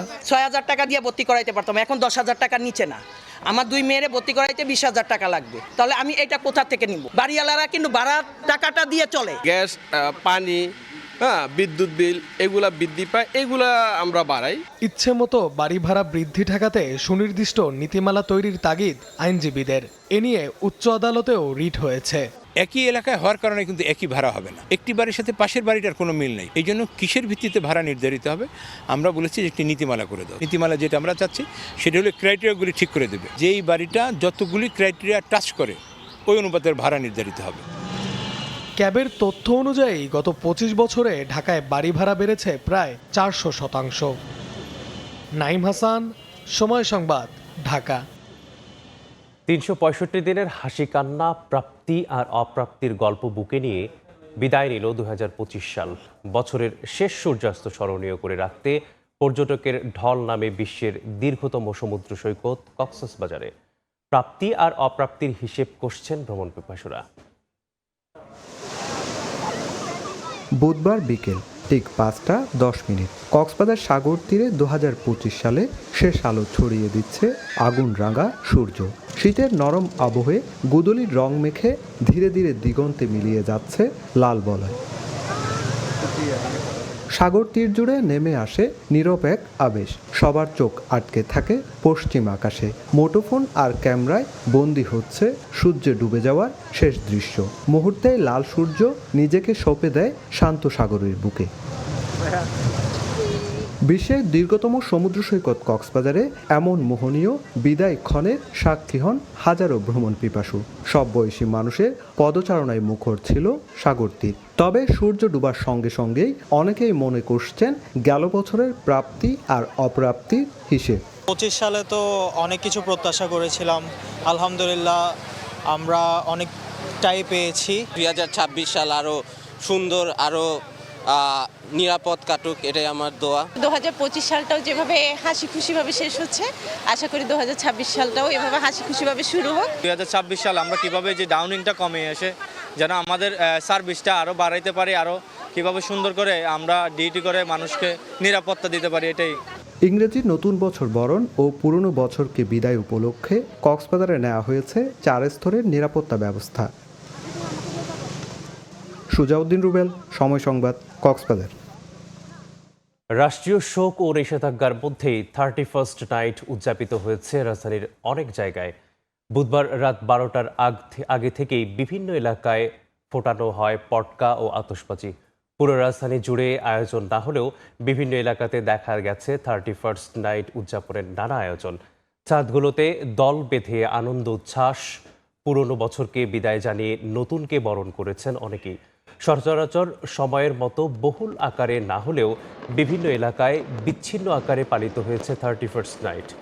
সাধারণত 31st নাইটকে কেন্দ্র করে প্রতি বছরেই পটকা ও আতশবাজি ফোটানোর নিষেধাজ্ঞা জারি করে পুলিশ। তবে এবছর বেগম খালেদা জিয়ার মৃত্যুতে বুধবার থেকে শুক্রবার পর্যন্ত রাষ্ট্রীয় শোক ঘোষণার পর ঢাকা মহানগর এলাকায় সব ধরনের আতশবাজি, পটকা, ফানুস ও গ্যাস বেলুন ওড়ানো নিষিদ্ধ ঘোষণা করে ডিএমপি।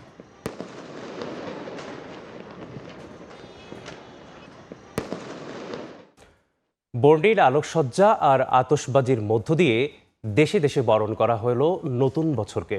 বিশ্বের প্রথম দেশ হিসেবে 2024কে স্বাগত জানায় নিউজিল্যান্ডবাসী। অকল্যান্ডে চোখ ধাঁধানো আতশবাজিতে আনন্দে মাতেন বহু মানুষ। মনোমুগ্ধকর আতশবাজির আলোয় নতুন বছরকে বরণ করেছে অস্ট্রেলিয়াও। এছাড়া নতুন বছর বরণে আমিরাত, হংকং, তাইওয়ানেও হয়েছে আলোর উৎসব।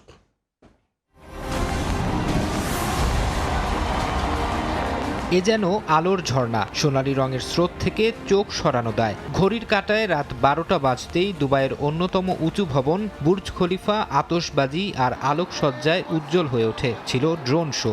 আনন্দ উচ্ছ্বাসে খ্রিস্টীয় নতুন বছরকে বরণ করে নেন সাধারণ মানুষ। নতুন বছরকে বরণ করতে কাতারেও ছিল জমকালো আয়োজন। চোখ ধাঁধানো আতশবাজি, আলোকসজ্জা আর ড্রোন শোতে মন্ত্রমুগ্ধ হয়ে যান হাজার হাজার মানুষ। নতুন বছরকে জমকালোভাবে বরণ করে নিয়েছে অস্ট্রেলিয়াবাসী। প্রতি বছরের মতো এবছরও দেশটির সিডনির হারবার ব্রিজ ও অপেরা হাউস ঘিরে ছিল এই আয়োজন। যদিও উৎসব শুরুর আগে সম্প্রতি দেশটির বন্দাই সমুদ্র সৈকতে ভয়াবহ বন্দুক হামলার ঘটনায় 1 মিনিট নীরবতা পালন করা হয়। তাইওয়ানেও আতশবাজি আর আলোক প্রদর্শনীর মধ্য দিয়ে স্বাগত জানানো হয়েছে নতুন বছরকে। প্রথম প্রহরে তাইওয়ানের রাজধানীর আইকনিক তাইপে 101 টাওয়ারকে সজ্জিত করা হয় বর্ণিল আলোয়। হাজার হাজার মানুষের উপস্থিতিতে নতুন বছর বরণ করলেন হংকংবাসীও। চোখ ধাঁধানো আলোর প্রদর্শনী ও লাইট শোর মধ্য দিয়ে উৎসবে মাতেন সবাই। তবে গেল নভেম্বরে হংকংয়ের তাইপো নগরীতে ভয়াবহ অগ্নিকাণ্ডে বহু মানুষ হতাহত হওয়ায় এবার উৎসব উদযাপনে ছিল না আতশবাজির আয়োজন। থাইল্যান্ডেও আতশবাজি আর জমকালো আলোর প্রদর্শনীর মধ্য দিয়ে স্বাগত জানানো হয় নতুন বছরকে। ব্যাংককের আকাশ আলোকিত হয়ে ওঠে রঙিন আলোর ঝলকানিতে। সবার আগে নতুন বছরকে বরণ করে নেয় নিউজিল্যান্ড। স্থানীয় সময়ে রাত 12টা বাজতেই আতশবাজির আলোয় উজ্জ্বল হয়ে ওঠে অকল্যান্ডের আকাশ। নতুন বছরকে স্বাগত জানাতে বিখ্যাত স্কাই টাওয়ারের আশপাশে জড়ো হন হাজার হাজার মানুষ। ফারহাদ চৌধুরী, সময় সংবাদ। খ্রিস্টীয় বর্ষবরণে যুক্তরাষ্ট্রের নিউ ইয়র্কে শেষ হয়েছে সব ধরনের প্রস্তুতি। এর মধ্যে টাইমস স্কোয়ারে সফলভাবে সম্পন্ন হয়েছে নববর্ষের বল ড্রপের পরীক্ষা। 12,350 পাউন্ড ওজনের নতুন ক্রিস্টাল পরীক্ষায় নেমেছে এবং মূল অনুষ্ঠান শুরুর জন্য প্রস্তুত করা হয়েছে। রাত পোহালেই নতুন বছর। যুক্তরাষ্ট্রে চলছে নতুন বছর উদযাপনে নানা আয়োজন। স্থানীয় সময় মঙ্গলবার নিউ ইয়র্কের টাইমস স্কোয়ারে সফলভাবে সম্পন্ন হয়েছে নববর্ষের বল ড্রপের পরীক্ষা। 12,350 পাউন্ড ওজনের নতুন কনস্টেলেশন বলটি পরীক্ষার জন্য ওঠানো হয় এবং নামানো হয় কয়েকবার। টাইমস স্কোয়ারের উপরে উন্মুক্ত প্ল্যাটফর্মে Countdown Entertainment, Times Square Alliance, Jamestown One Times Square এবং কার্নিভাল কর্পোরেশনের প্রতিনিধিরা সুইচ অন করে বলটি আকাশে উজ্জ্বল অবস্থায় তুলে ধরেন। এটি আগামীকাল রাতের শোয়ের সবচেয়ে বড় তারা। আমরা সবাই শেষ মিনিটে একসাথে গণনা করে নববর্ষ উদযাপন করব। আমি আশা করি নতুন বছরে সবাই যেন কনফেটির মতো সদয়তা ছড়ায়, যেমন তারা টাইমস স্কোয়ারে কনফেটি ছুঁড়বে। নতুন কনস্টেলেশন বলের ওপর 5,280টি ওয়াটারফোর্ড ক্রিস্টাল সার্কেল রয়েছে। এটি বলের নবম সংস্করণ, যা বিশেষভাবে প্রস্তুত করা হয়েছে। পরীক্ষার সময় বলটি ওঠানামার প্রক্রিয়ায় কোনো সমস্যাও দেখা যায়নি। নতুন বছরের আগমন উপলক্ষে ছোট ছোট রঙিন কাগজ ছোড়ারও প্রস্তুতি আছে। এ সময় দর্শকরা উৎসাহ প্রকাশ করেন এবং আনন্দে অংশ নেন। শিউলি রোসা, সময় সংবাদ। ভোরের সময় এই ছিল আমার কাছে। পরবর্তী সংবাদগুলো জানাতে যুক্ত হবেন আলিশা ইসলাম। ধন্যবাদ আলিফ। শীতের প্রকোপে জবুথবু জনজীবন, কনকনে হিমেল বাতাস, কাবু সব বয়সী মানুষ, ছিন্নমূল ও শ্রমজীবী মানুষ সবচেয়ে বিপাকে। বিস্তারিত জানাতে চুয়াডাঙ্গা বড়বাজার এলাকায় আছেন সহকর্মী মাহফুজ মামুন, রংপুরে শাপলা চত্বরে সহকর্মী রেদওয়ান হিমেল ও গোপালগঞ্জে আছেন সহকর্মী জয়ন্ত শিরালী। প্রথমে যুক্ত হচ্ছি মাহফুজ মামুনের সাথে। ঘন কুয়াশার চাদরে মোড়া চুয়াডাঙ্গার আকাশ। কয়েকদিন ধরে চুয়াডাঙ্গার উপর দিয়ে টানা শৈত্যপ্রবাহ বয়ে যাচ্ছে। 2 দিন চুয়াডাঙ্গার উপর দিয়ে মৃদু শৈত্যপ্রবাহ অব্যাহত রয়েছে। চুয়াডাঙ্গাতে গতকাল সর্বনিম্ন তাপমাত্রা রেকর্ড করা হয় 8 ডিগ্রি সেলসিয়াস। আজ সকাল 6টায় চুয়াডাঙ্গা আবহাওয়া অফিস সর্বনিম্ন তাপমাত্রা রেকর্ড করেছে 8.7 ডিগ্রি সেলসিয়াস। বাতাসের আর্দ্রতার পরিমাণ ছিল 93%। টানা শীতের কারণে চুয়াডাঙ্গা জনজীবন একরকম স্থবির হয়ে পড়েছে। সাধারণ মানুষ এবং খেটে খাওয়া মানুষ সবচেয়ে চরম ভোগান্তিতে রয়েছে বেশি। আমরা চুয়াডাঙ্গা শহরের বিভিন্ন স্থান ঘুরে দেখেছি যে শীতে মানুষ একেবারে জুবুথুবু অবস্থায় রয়েছে। মানুষের পাশাপাশি প্রাণীকুলও শীতের কারণে একেবারে নাজেহাল অবস্থায় রয়েছে। চুয়াডাঙ্গাতে শীত জেগে বসেছে টানা 3 দিন চুয়াডাঙ্গাতে সূর্যের দেখা মেলেনি। গতকাল সূর্যের দেখা মিললেও শীতের দাপট ছিল অনেকটাই বেশি। শীতের কাছে সাধারণ মানুষ অনেকটাই নাকাল হয়ে পড়েছে। শীত যেন কোনোভাবে জেলা থেকে কমছে না। শীতের তীব্রতা এত, মানুষগুলো আর চুয়াডাঙ্গাতে যে আকাশ কুয়াশাচ্ছন্ন রয়েছে, ঘন কুয়াশাচ্ছন্ন। এই কুয়াশাচ্ছন্ন থাকার কারণে দৃষ্টিসীমা অনেকটাই হ্রাস পেয়েছে। যানবাহন সড়কে চলাচল করছে হেডলাইট জ্বালিয়ে, তাও গাড়ি চালানো সম্ভব হচ্ছে না। যে কোনো ধরনের যানবাহনের দুর্ঘটনা ঘটার সম্ভাবনা রয়েছে এই ঘন কুয়াশার কারণে। আর সাথে রয়েছে হিম বাতাস। হিম বাতাসের কারণেও শীত অনুভূত হচ্ছে। আকাশ থেকে যখন কুয়াশা ধরছে সেগুলো মনে হচ্ছে গুড়ি বৃষ্টির মতো কুয়াশা ধরছে। শরীরের পোশাক ভিজে যাচ্ছে এই কুয়াশার কারণে, যার কারণে মানুষ শীত অনেকটাই বেশি অনুভূত হচ্ছে।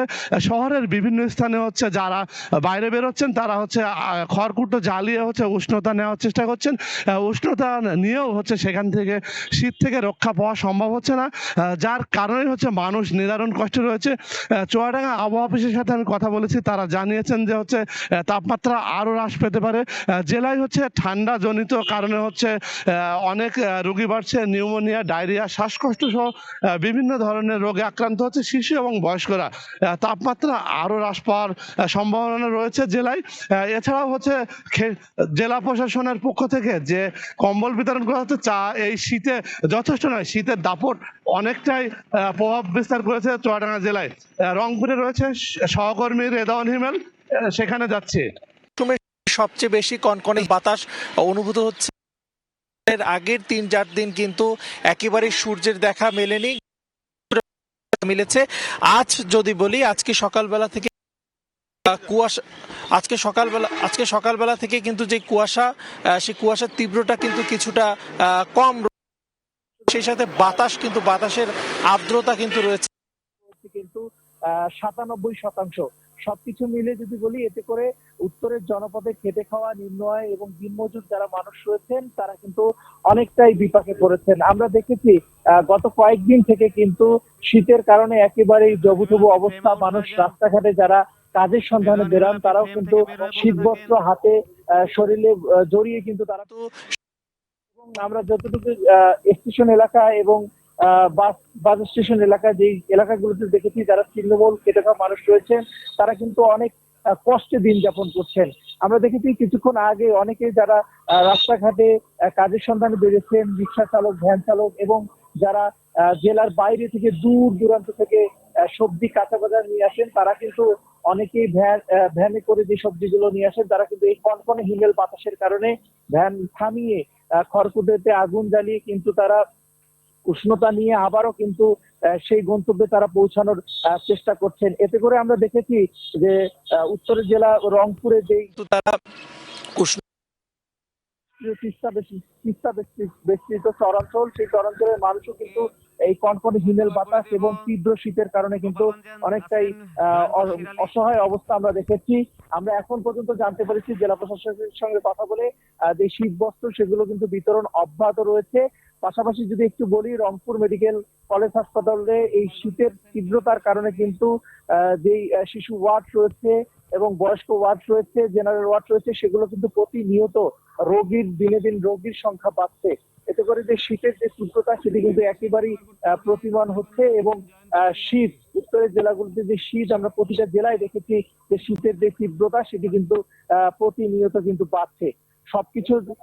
সবকিছু মিলে যদি বলি যে এই অঞ্চলে এবার কিন্তু কয়েকদিন ধরে আমরা দেখেছি কুয়াশা, তারপরে গতকাল সূর্যের দেখা মিলছে এবং আজকে দেখেছি কুয়াশা তেমনটি পড়েনি, কিন্তু কনকনে যে কয়েকদিন ধরে একেবারে অনুভূত হচ্ছে এবং সেই সাথে সেই শীতের যে তীব্রতা সেটাও কিন্তু বাড়ছে।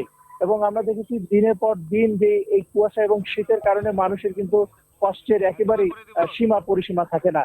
তো এই ছিল আমার কাছে থাকা রংপুর থেকে শীতের সবশেষ তথ্য। আমি এই মুহূর্তে চলে যাচ্ছি গোপালগঞ্জ।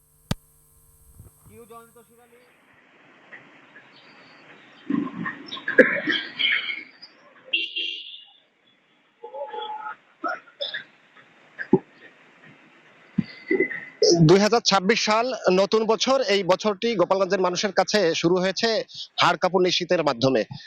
আজ গোপালগঞ্জে সর্বনিম্ন তাপমাত্রা রেকর্ড করা হয়েছে 8.4 ডিগ্রি সেলসিয়াস, যেটি এই আবহাওয়ায় কিন্তু সকাল থেকে আমরা দেখতে পাচ্ছি যে হাড় কাঁপুনি শীত। এই শীতের মধ্যেও সাধারণ মানুষ ঘর থেকে বেরিয়েছেন, তবে সেই মানুষের সংখ্যা কিন্তু একেবারেই কম। আমরা গতকাল যেটি দেখেছি যে গতকাল গোপালগঞ্জে যে তাপমাত্রা রেকর্ড করা হয়েছিল 7.5 ডিগ্রি সেলসিয়াস, এটি ছিল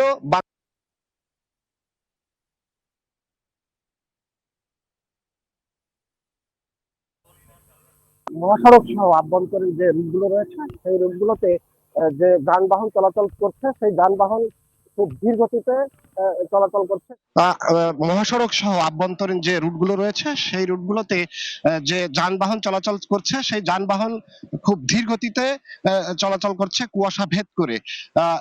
তারা দুর্ঘটনা এড়াতে সর্বোচ্চ সতর্ক অবস্থায় থেকে যানবাহন পরিচালনা করছে বলে আমাদেরকে জানিয়েছেন এবং এই কুয়াশার কারণে হেডলাইট জ্বালিয়ে কিন্তু যানবাহন চলাচল করছে। তবে আবহাওয়া অধিদপ্তর যেটি বলেছে যে গতকাল থেকে আজকে কিন্তু শীতের তাপমাত্রা কিছুটা কম এবং কুয়াশাও কিছুটা কম, যার কারণে যানবাহন চলাচলে কিছুটা স্বস্তি মিলেছে। এছাড়া আমরা যেটি দেখেছি বর্তমানে কিন্তু বোরো ধান চাষের ভরা মৌসুম চলছে। এই মৌসুমে কিন্তু কৃষকরা সঠিক সময়ে তারা যে বীজতলা থেকে বীজ উত্তোলন এবং ধান রোপণ সেটি কিন্তু তারা করতে পারছে না। এর ফলে কিন্তু যে ধান চাষে কিন্তু খুব ব্যাঘাত ঘটছে। এছাড়া আমরা হাসপাতালে খোঁজ নিয়েছি, হাসপাতালে কিন্তু ঠান্ডাজনিত যে রোগ, এই রোগীর সংখ্যা কিন্তু বেড়েছে। তো আগামী 2 দিন এইরকম আবহাওয়া অপরিবর্তিত থাকবে বলে আমাদেরকে জানিয়েছে আবহাওয়া অধিদপ্তর। তো গোপালগঞ্জে এই ছিল আমার কাছে আবহাওয়ার সর্বশেষ। শীতের প্রকোপে বিপর্যস্ত জনজীবন, দেশের বিভিন্ন প্রান্ত থেকে সেই খবরই জানাচ্ছিলেন সহকর্মীরা। চুয়াডাঙ্গায় বেড়েছে হত্যাকাণ্ড, ডাকাতি সহ নানা অপরাধ।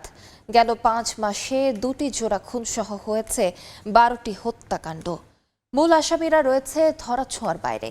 নিহতদের স্বজন ও স্থানীয়রা ভুগছেন নিরাপত্তাহীনতায়। অপরাধীদের আইনের আওতায় আনা হচ্ছে বলে জানায় পুলিশ। মাহফুজ মামুনের তথ্য ও ছবি নিয়ে রিপোর্ট। 2025 সালের 2 ডিসেম্বর চুয়াডাঙ্গা পৌর এলাকার বেলগাছি পাড়ায় পেয়ারা গাছের ঢাল ভাঙাকে কেন্দ্র করে সোহেল রানা নামে এক যুবককে গলা কেটে ও কুপিয়ে হত্যা করে কয়েকজন যুবক। এই মামলায় এজাহার নামীয় 4 জন সহ কয়েকজনকে অজ্ঞাত আসামি করা হয়। গ্রেফতার করা হয়েছে একজনকে। 2025 সালের জুন মাস থেকে 10 ডিসেম্বর পর্যন্ত জেলায় বেশ কয়েকটি হত্যাকাণ্ড ঘটে। 26 আগস্ট জমি জমা সংক্রান্ত বিরোধের জেরে সদর উপজেলার আলোকদিয়া গ্রামের প্রতিপক্ষের লোকজন তৈয়ব আলী ও ছেলে মিরাজকে কুপিয়ে ও গলা কেটে হত্যা করে। 21 সেপ্টেম্বর চুয়াডাঙ্গার জীবননগর উথলিতে গরু বেচাকেনা বিরোধের জেরে আপন 2 ভাই আনোয়ার ও হামজাকে কুপিয়ে হত্যা করে প্রতিপক্ষের লোকজন।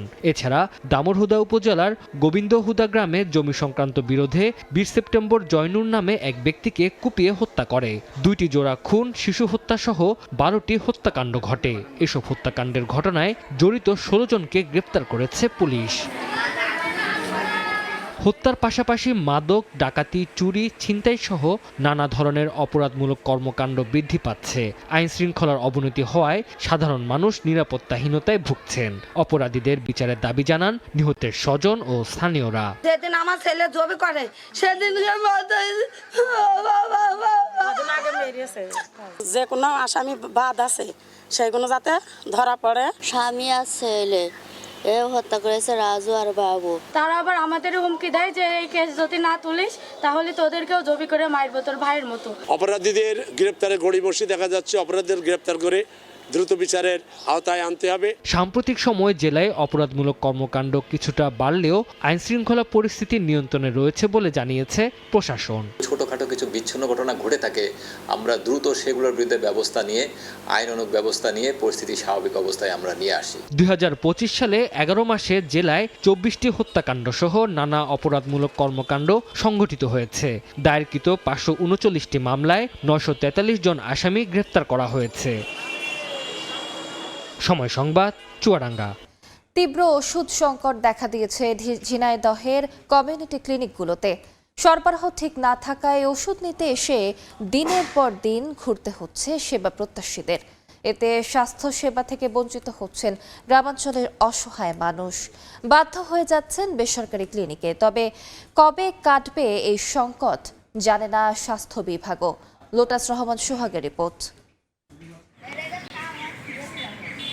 স্বাস্থ্যসেবা জনগণের দোরগোড়ায় পৌঁছাতে ঝিনাইদহের গ্রামীণ পর্যায়ে 187টি কমিউনিটি ক্লিনিক স্থাপন করে সরকার। 1 বছর আগে বিনামূল্যে জ্বর, সর্দি, কাশি সহ নানা রোগ প্রতিরোধে 27 প্রকার ওষুধ সরবরাহ করা হতো এসব কমিউনিটি ক্লিনিকে। বর্তমানে অনেক ক্লিনিকে 2 থেকে 3 প্রকার, আবার কোথাও একেবারেই বন্ধ রয়েছে ওষুধ সরবরাহ।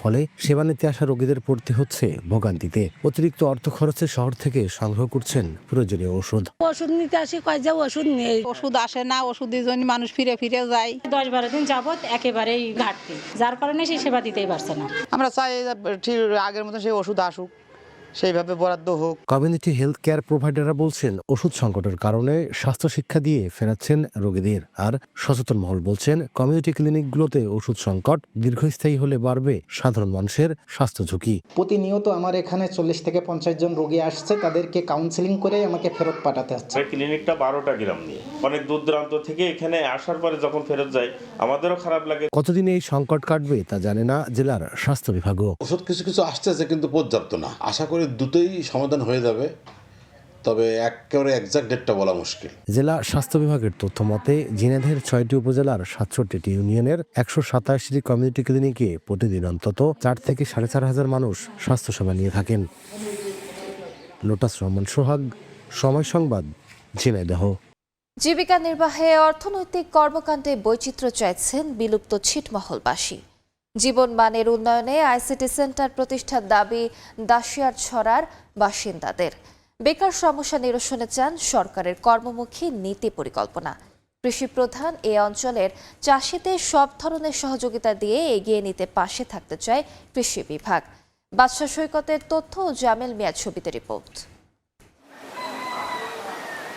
প্রায় ৭ বর্গমাইলের ফুলবাড়ি উপজেলার দাসিয়ার ছড়া বিলুপ্ত এই ছিটমহলে বাস প্রায় 10,000 মানুষের। এখানে আয়ের প্রধান উৎস কৃষিকর্ম। আমরা কিষান, আমরা খাদ্য খুব ভালো চলছে। বাংলা হয়ে এখন অনেক কিছু সরকার থেকে অনেক কিছু পায়। বাসিন্দারা জানান 2015 সালের 31 জুলাই মধ্যরাতে আনুষ্ঠানিকভাবে ভারত বাংলাদেশ ছিটমহল বিনিময়ের পর থেকে বদলে যেতে থাকে এখানকার মানুষের যাপিত জীবন ভাবনা। জমির উর্বরতা আর যোগাযোগ অবকাঠামোর মাধ্যমে বেশিরভাগেরই মিলেছে আর্থিক সচ্ছলতা।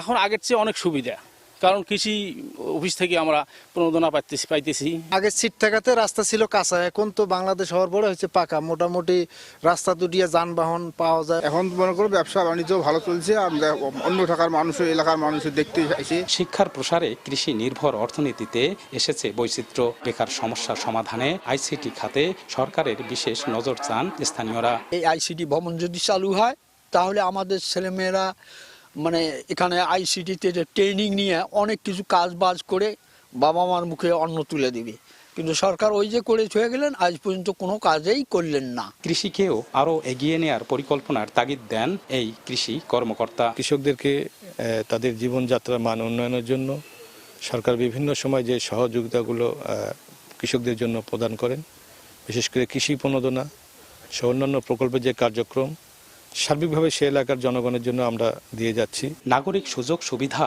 ও দায় দায়িত্বে মেলবন্ধনে উন্নয়নের পথে এগিয়ে যেতে দাসিয়ার ছড়াকে ইউনিয়ন করার দাবি ছিট বিনিময় আন্দোলনের এই নেতার। আমাদের সকলের প্রাণের দাবিটি হলো যে এই থেকে একটি স্বতন্ত্র পৃথক ইউনিয়ন করবে, এটি আমাদের বিশ্বাস এবং হবে বলে আমাদের প্রত্যাশা। বাংলাদেশের অভ্যন্তরে থাকা রংপুর বিভাগের বিলুপ্ত 111টি ছিটমহলের মধ্যে কুড়িগ্রামে 12টি, লালমনিরহাটে 59টি, পঞ্চগড়ে 36টি ও নীলফামারী জেলায় রয়েছে 4টি, যেখানে বাস করেন প্রায় 37,336 জন।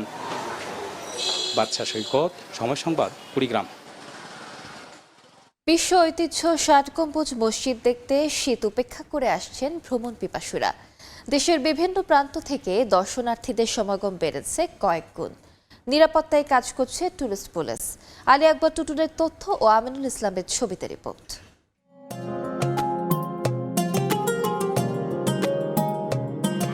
বিশ্ব ঐতিহ্যের তালিকায় স্থান পাওয়া প্রায় 650 বছর আগে নির্মিত বাগেরহাটের 60 গম্বুজ মসজিদ, যা দেখতে দর্শনার্থীদের সমাগম বেড়েছে কয়েক গুণ। তীব্র শীত উপেক্ষা করে পরিবার পরিজন ও বন্ধুদের নিয়ে প্রাচীন নিদর্শন দেখতে এসেছেন ভ্রমণ পিপাসুরা। 60 গম্বুজ মসজিদ এলাকায় রয়েছে শিশুদের জন্য বিভিন্ন রাইডস, প্রশস্ত সড়ক, নানা জাতের ফুল। অনেক দর্শনার্থী 60 গম্বুজ মসজিদ সহ প্রাচীন এই ঐতিহ্য দেখে উচ্ছ্বসিত। শীতকালীন সময় তো এসেও খুব ভালো লাগছে। আমার বইতে পড়েছি আর এখন আমি এটা আমার স্বচক্ষে দেখছি। বাচ্চারা বই পুস্তকে পড়ে, এখন সপরিবারে নিয়ে আসছি দেখানোর জন্য। আমি এই মসজিদের ভিতরে ঢুকেছি এবং খানজান আলীর যে ঘোড়াদিঘি রয়েছে, যে ইটগুলো মেরামত করা হয়েছে, আমি সেগুলো ভালোভাবে পর্যবেক্ষণ করেছি। দেশি বিদেশি দর্শনার্থীদের জন্য সব ধরনের ব্যবস্থা নেওয়া হয়েছে জানান প্রত্নতত্ত্ব অধিদপ্তরের 60 গম্বুজ মসজিদের ইমাম ও খতিব। আগের তুলনায় এখানে অনেক দর্শনার্থী আসে এবং দ্বিগুণ আসে, এবং তাদের জন্য আমরা সুষ্ঠু ব্যবস্থা সব বিষয়ে এখানে প্রস্তুত করে রেখেছি। পর্যটকদের আগমন বেড়ে যাওয়ায় নিরাপত্তা জোরদার করেছে টুরিস্ট পুলিশ। টুরিস্ট জোন এলাকার সার্বিক নিরাপত্তার সর্বোচ্চ আমরা নিরাপত্তা দেওয়ার চেষ্টা করি, যেহেতু টুরিস্ট পর্যটন শিল্প আমাদের একটা রেমিটেন্স, আমাদের বিশাল একটা রেমিটেন্সের জায়গা। সারা বছর কম বেশি আনাগোনা থাকলেও শীত মৌসুমে প্রাচীন এই নিদর্শন দেখতে আগমন ঘটে কয়েক লাখ পর্যটকের। সময় সংবাদ, বাগেরহাট। ইউক্রেন যুদ্ধের 4র্থ বছরেও রাশিয়ায় নতুন বছর উদযাপন হয়েছে অনেকটাই সংযত। যুদ্ধের চাপ, নিষেধাজ্ঞা আর উচ্চ সুদের হারের মধ্যে সাধারণ মানুষ কমিয়েছেন উৎসবের খরচ। সরকারি হিসেবে মূল্যস্ফীতি কমলেও বাস্তব জীবনে ব্যয় চাপ এখনও বড় উদ্বেগ হিসেবেই রয়ে গেছে। প্রায় 4 বছর ধরে চলা ইউক্রেন যুদ্ধ দীর্ঘস্থায়ী অর্থনৈতিক অনিশ্চয়তার কারণে 2026 সালে নতুন বছরে অনেক রুশ পরিবার খরচ কমিয়ে এনেছে। সরকারি তথ্য মতে চলতি বছরে মূল্যস্ফীতি 6% নিচে নামতে পারে, যেখানে আগের বছর ছিল 9.5%। তবে এর বিনিময়ে অর্থনীতির গতি ধীর হয়েছে এবং দীর্ঘ সময় ধরে সুদের হার রাখা হয়েছে 2 দশকের মধ্যে সর্বোচ্চ পর্যায়ে। 2014 সালে ইউক্রেনের ক্রিমিয়া দখল এবং 2022 সালে পূর্ণমাত্রা যুদ্ধ শুরুর পর থেকেই পশ্চিমা নিষেধাজ্ঞার চাপে রয়েছে রাশিয়ার অর্থনীতি। এর সরাসরি প্রভাব পড়েছে ভোক্তা ব্যয়ে। মস্কোর বাসিন্দারা বলছেন, আয় সীমিত হওয়ায় এখন সস্তা পণ্য কিনতে হচ্ছে, নয়তো সহজ খাবার রান্না করে উৎসব সামলাতে হচ্ছে। গত 1 বছরে নিত্যপণ্যের দাম প্রায় 1/3 বেড়েছে বলে আমার মনে হয়। কখনো কখনো পণ্যের মেয়াদ প্রায় শেষ হয়ে এলে অনেক কম দামে পাওয়া যায়, তখন সেটাই কিনি। দাম বেড়ে যাওয়ায় এখন সঞ্চয় করা কঠিন হয়ে পড়েছে, তাই কোথাও কোথাও ছোটখাটো কাজ করে অতিরিক্ত আয়ের চেষ্টা করি। নববর্ষে রাশিয়ার জনপ্রিয় ঐতিহ্যবাহী সালাদ তৈরির খরচ নিয়ন্ত্রণে রাখতে সরকার আলু ও ডিমের মতো নিত্য পণ্যের দামেও হস্তক্ষেপ করেছে। এবছর আলুর দাম কমেছে 22% এবং ডিমের দাম কমেছে 20%। রাষ্ট্রীয় সংবাদ সংস্থা রিয়া নভোস্তির হিসাব অনুযায়ী জনপ্রিয় সালাদটির মোট খরচ এবছর গড়ে 5% বাড়বে, যা গত বছর ছিল 8.5%। তবে ভবিষ্যৎ নিয়ে উদ্বেগ পুরোপুরি কাটেনি। 2026 সালের শুরুতে সম্ভাব্য কর বৃদ্ধির পরিকল্পনাও মানুষের দুশ্চিন্তা বাড়াচ্ছে। জরিপে দেখা গেছে 34% রুশ নাগরিকের কাছে 2025 সালের সবচেয়ে গুরুত্বপূর্ণ বিষয় ছিল দাম ও কর বৃদ্ধি, যা আন্তর্জাতিক কূটনীতি বা নিরাপত্তা ইস্যুকেও ছাপিয়ে গেছে। শিউলি রোজা, সময় সংবাদ। গাজায় মানবিক সহায়তা দেয়া 37টি আন্তর্জাতিক সংস্থার ওপর নিষেধাজ্ঞা আরোপ করতে যাচ্ছে ইসরায়েল। সংস্থাগুলোতে কর্মরত ফিলিস্তিনি কর্মীদের বিস্তারিত তথ্য চেয়েছে তেল আবিব। শর্ত না মানলে 2026 সাল থেকে গাজায় তাদের কার্যক্রম বন্ধ করা হবে বলে জানানো হয়েছে। ইসরায়েলি এমন সিদ্ধান্তে গভীর উদ্বেগ ও নিন্দা জানিয়েছে জাতিসংঘ। সম্প্রতি আঘাত হানা ঝড়ের ধকল এখনো কাটিয়ে উঠতে পারেনি যুদ্ধবিধ্বস্ত গাজা। অনেক স্থাপনা পুরোপুরি বসবাসের অযোগ্য হয়ে গেছে। যুদ্ধের ক্ষত নিয়ে দাঁড়িয়ে থাকা অবকাঠামো বৃষ্টির চাপ সহ্য করতে না পেরে ভেঙে পড়ছে। এতে হতাহতের পাশাপাশি আশ্রয় সংকট আরও গভীর হয়েছে। সবচেয়ে ভয়াবহ পরিস্থিতিতে পড়েছেন বাস্তুচ্যুত ফিলিস্তিনিরা। 90% বেশি তাঁবু হয় ঝড়ে উড়ে গেছে, নয়তো পানিতে তলিয়ে গেছে। অনেক পরিবার রাত কাটাচ্ছে তীব্র ঠান্ডায়। বৃষ্টি হলেই তাঁবুর ভেতরে পানি ঢুকে পড়ছে। শিশু ও বৃদ্ধদের নিয়ে চরম ঝুঁকির মধ্যে দিন কাটাচ্ছেন তারা।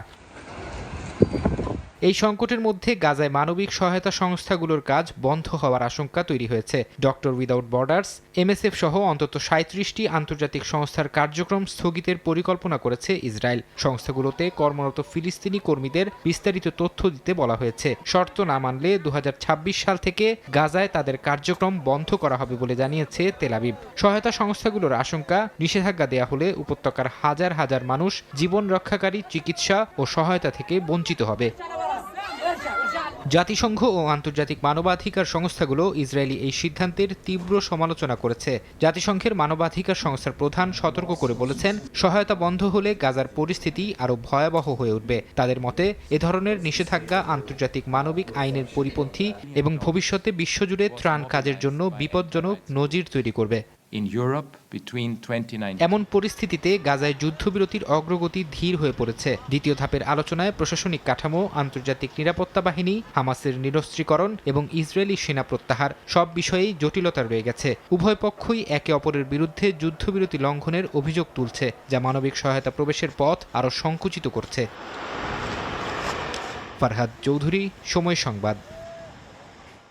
ইরানের মুদ্রা রিয়ালের রেকর্ড দরপতন ঘিরে চলমান বিক্ষোভ তেহরান সহ একাধিক শহরে ছড়িয়ে পড়েছে। সরকার বিক্ষোভকারীদের সঙ্গে সংলাপের আশ্বাস দিয়েছে। এরই মধ্যে পদত্যাগ করেছেন কেন্দ্রীয় ব্যাংক প্রধান। বিশ্লেষকরা বলছেন, যুক্তরাষ্ট্রের কঠোর নিষেধাজ্ঞা ও রাজনৈতিক অনিশ্চয়তায় দেশটির অর্থনৈতিক পতনের মূল কারণ। একের পর এক নিষেধাজ্ঞা ও সংঘাতের চাপে নুয়ে পড়ছে ইরানের অর্থনীতি। জীবনযাত্রার মান কমে যাওয়ার পাশাপাশি দেখা দিয়েছে মূল্যস্ফীতি। দেশটির মুদ্রা রিয়ালের দর নেমে গেছে ডলারের বিপরীতে প্রায় 13,90,000-এ, যা দেশটির ইতিহাসের সর্বকালের সর্বনিম্ন মান। এর প্রভাব সরাসরি পড়ছে নিত্যপণ্যের বাজারে। এতে রোববার থেকে রাজধানীতে বিক্ষোভ চলছে। তেহরান ছাড়াও কারাজ, ইস্পাহান, সিরাজ, কেরমানশাহ সহ বিভিন্ন শহরে ছড়িয়ে পড়েছে আন্দোলন। কোথাও কোথাও পুলিশ টিয়ার গ্যাস ব্যবহার করে আন্দোলনকারীদের ছত্রভঙ্গের চেষ্টা চালায়। পরিস্থিতি নিয়ন্ত্রণে বিক্ষোভকারীদের দাবি শোনার নির্দেশ দেন প্রেসিডেন্ট মাসুদ পেজিশকিয়ান। সংলাপে বসার আহ্বান জানান সরকারি মুখপাত্র। একই সঙ্গে কেন্দ্রীয় ব্যাংক গভর্নরের পদত্যাগ গ্রহণ করা হয়।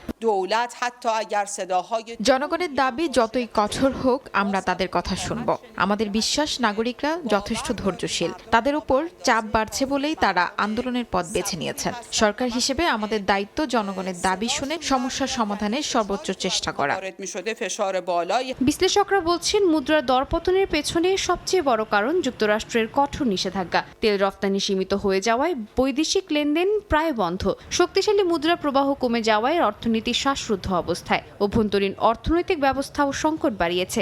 বাজেট ঘাটতি মেটাতে বাড়ানো হয়েছে সরকারি ব্যয়। ঘাটতি পূরণে ছাপানো হয়েছে অতিরিক্ত টাকা। ফলে মুদ্রাস্ফীতি বেড়ে দাঁড়িয়েছে 40% ওপরে।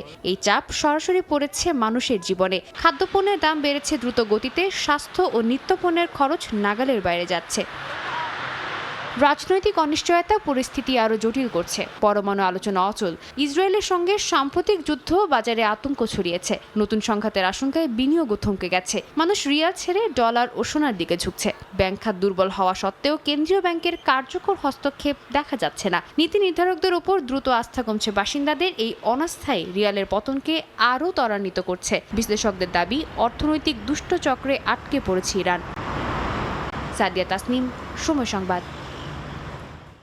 কলকাতার রাস্তায় আজও শোনা যায় সেই পরিচিত টিং টিং ঘণ্টার শব্দ। কিন্তু সেই শব্দ আর কতদিন? কারণ এশিয়ার প্রাচীনতম ভারতের একমাত্র ট্রাম ব্যবস্থা আজ অস্তিত্বের সংকটে। যানজটের যুক্তি দেখে ট্রাম তুলে নেওয়ার সিদ্ধান্ত রাজ্য সরকারের। আর সেই সিদ্ধান্তের বিরোধিতায় এই রাস্তায় নামছেন সাধারণ মানুষ, ট্রাম প্রেমী ও ঐতিহ্য সংরক্ষণকারীরা। বিস্তারিত সুব্রত আচার্যের রিপোর্টে। প্রজন্মের পর প্রজন্ম ধরে কলকাতার ইতিহাস সঙ্গে জড়িয়ে রয়েছে ট্রাম। ঔপনিবেশিক অতীতের সাক্ষী হয়ে আজও শহরের ব্যস্ত রাস্তায় নিজস্ব এক ছন্দে ধীর গতিতে চলে এই ট্রাম। 1873 সালে ঘোড়ায় টানা ট্রাম দিয়ে যাত্রা শুরু হয়। 1902 সালে বিদ্যুতায়িত হয় কলকাতার ট্রাম। এক সময় 52টি রুটে চলতো এই পরিষেবা। তবে সময়ের সঙ্গে সঙ্গে কমেছে রুট, কমেছে ট্রামের সংখ্যাও। 1970-এর দশকে যেখানে চলতো শত শত রুটে, 2015 সালে তা নেমে আসে 25টি রুটে। আর বর্তমানে চালু রয়েছে মাত্র 2টি রুট।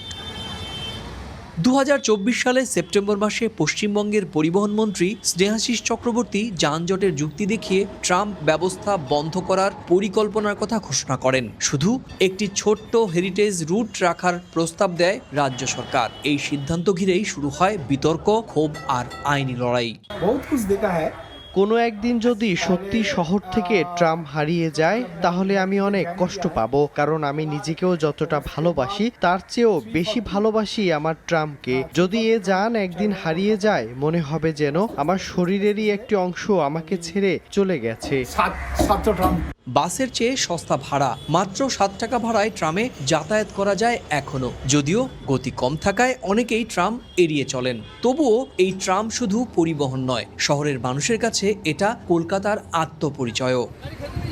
2016 সাল থেকে ট্রাম রক্ষার আন্দোলন চালিয়ে যাচ্ছে ক্যালকাটা ট্রাম ইউজার্স অ্যাসোসিয়েশন। তাদের দাবি, ট্রাম শুধু ঐতিহ্য নয়, বরং এটি পরিবেশ বান্ধব, শক্তি সাশ্রয়ী এবং ইলেকট্রনিক বাসের থেকেও সস্তা পরিবহন ব্যবস্থা। বিশ্বের 450টির বেশি শহর যেখানে নতুন করে ট্রাম ফিরিয়ে আনছে, সেখানে কলকাতা উল্টো পথে হাঁটছে, এমনটাই অভিযোগ আন্দোলনকারীদের। 2016 সাল থেকে আমাদের প্রিয় ট্রামগুলোর সঙ্গে যা ঘটছে তা ভীষণই দুঃখজনক ও লজ্জাজনক। বিশ্বজুড়ে যখন 450টিরও বেশি শহর নতুন করে ট্রাম চালু করছে, ট্রাম ব্যবস্থাকে ফিরিয়ে আনছে ও আধুনিক করছে, তখন কলকাতায় আমরা উল্টো পথে হাঁটছি। ট্রাম তুলে দেওয়ার সিদ্ধান্তের বিরুদ্ধে কলকাতা হাইকোর্টে চলছে মামলাও। পরিষেবাটি কিভাবে রক্ষা করা যায় তা খতিয়ে দেখতে আদালত একটি পরামর্শদাতা কমিটিও গঠন করেছে। আদালতের নির্দেশে আপাতত ট্রাম চলছে। প্রশ্ন তবু একটাই, আর কতদিন সিটি অফ জয়ের রাস্তায় ট্রামের চাকা গড়াতে দেখবে কলকাতাবাসী? সুব্রত আচার্য, সময় সংবাদ, কলকাতা। তিনবারের প্রধানমন্ত্রী বেগম খালেদা জিয়ার গায়েবানা জানাজায় অংশ নিলেন বিসিবি কর্মকর্তা ও ক্রিকেটাররা।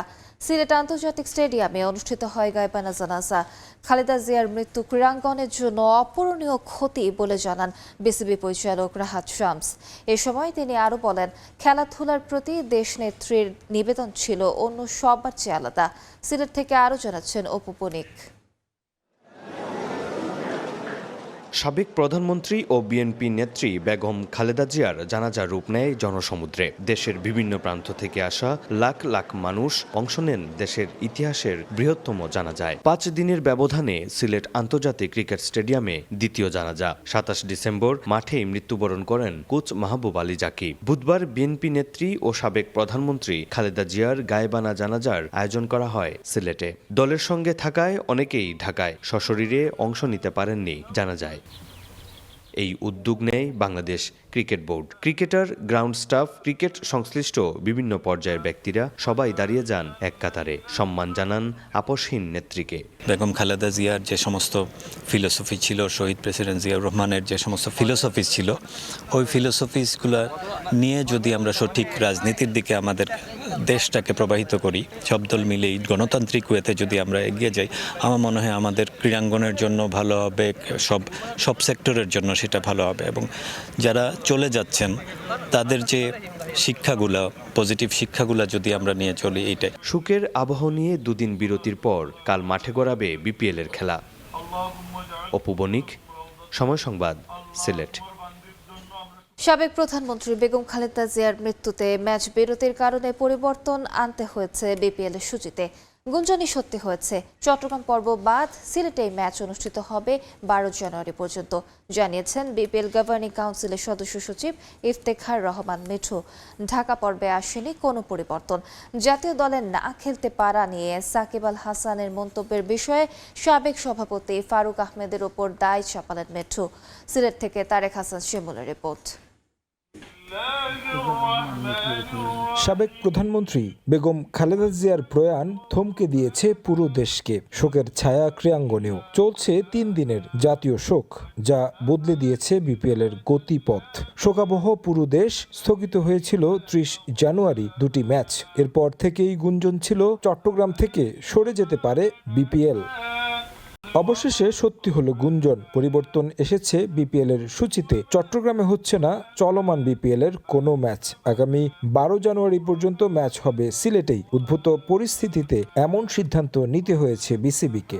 বাংলাদেশ টিম আপনারা জানেন যে ওয়ার্ল্ড কাপে চলে যাচ্ছে অ্যারাউন্ড 26।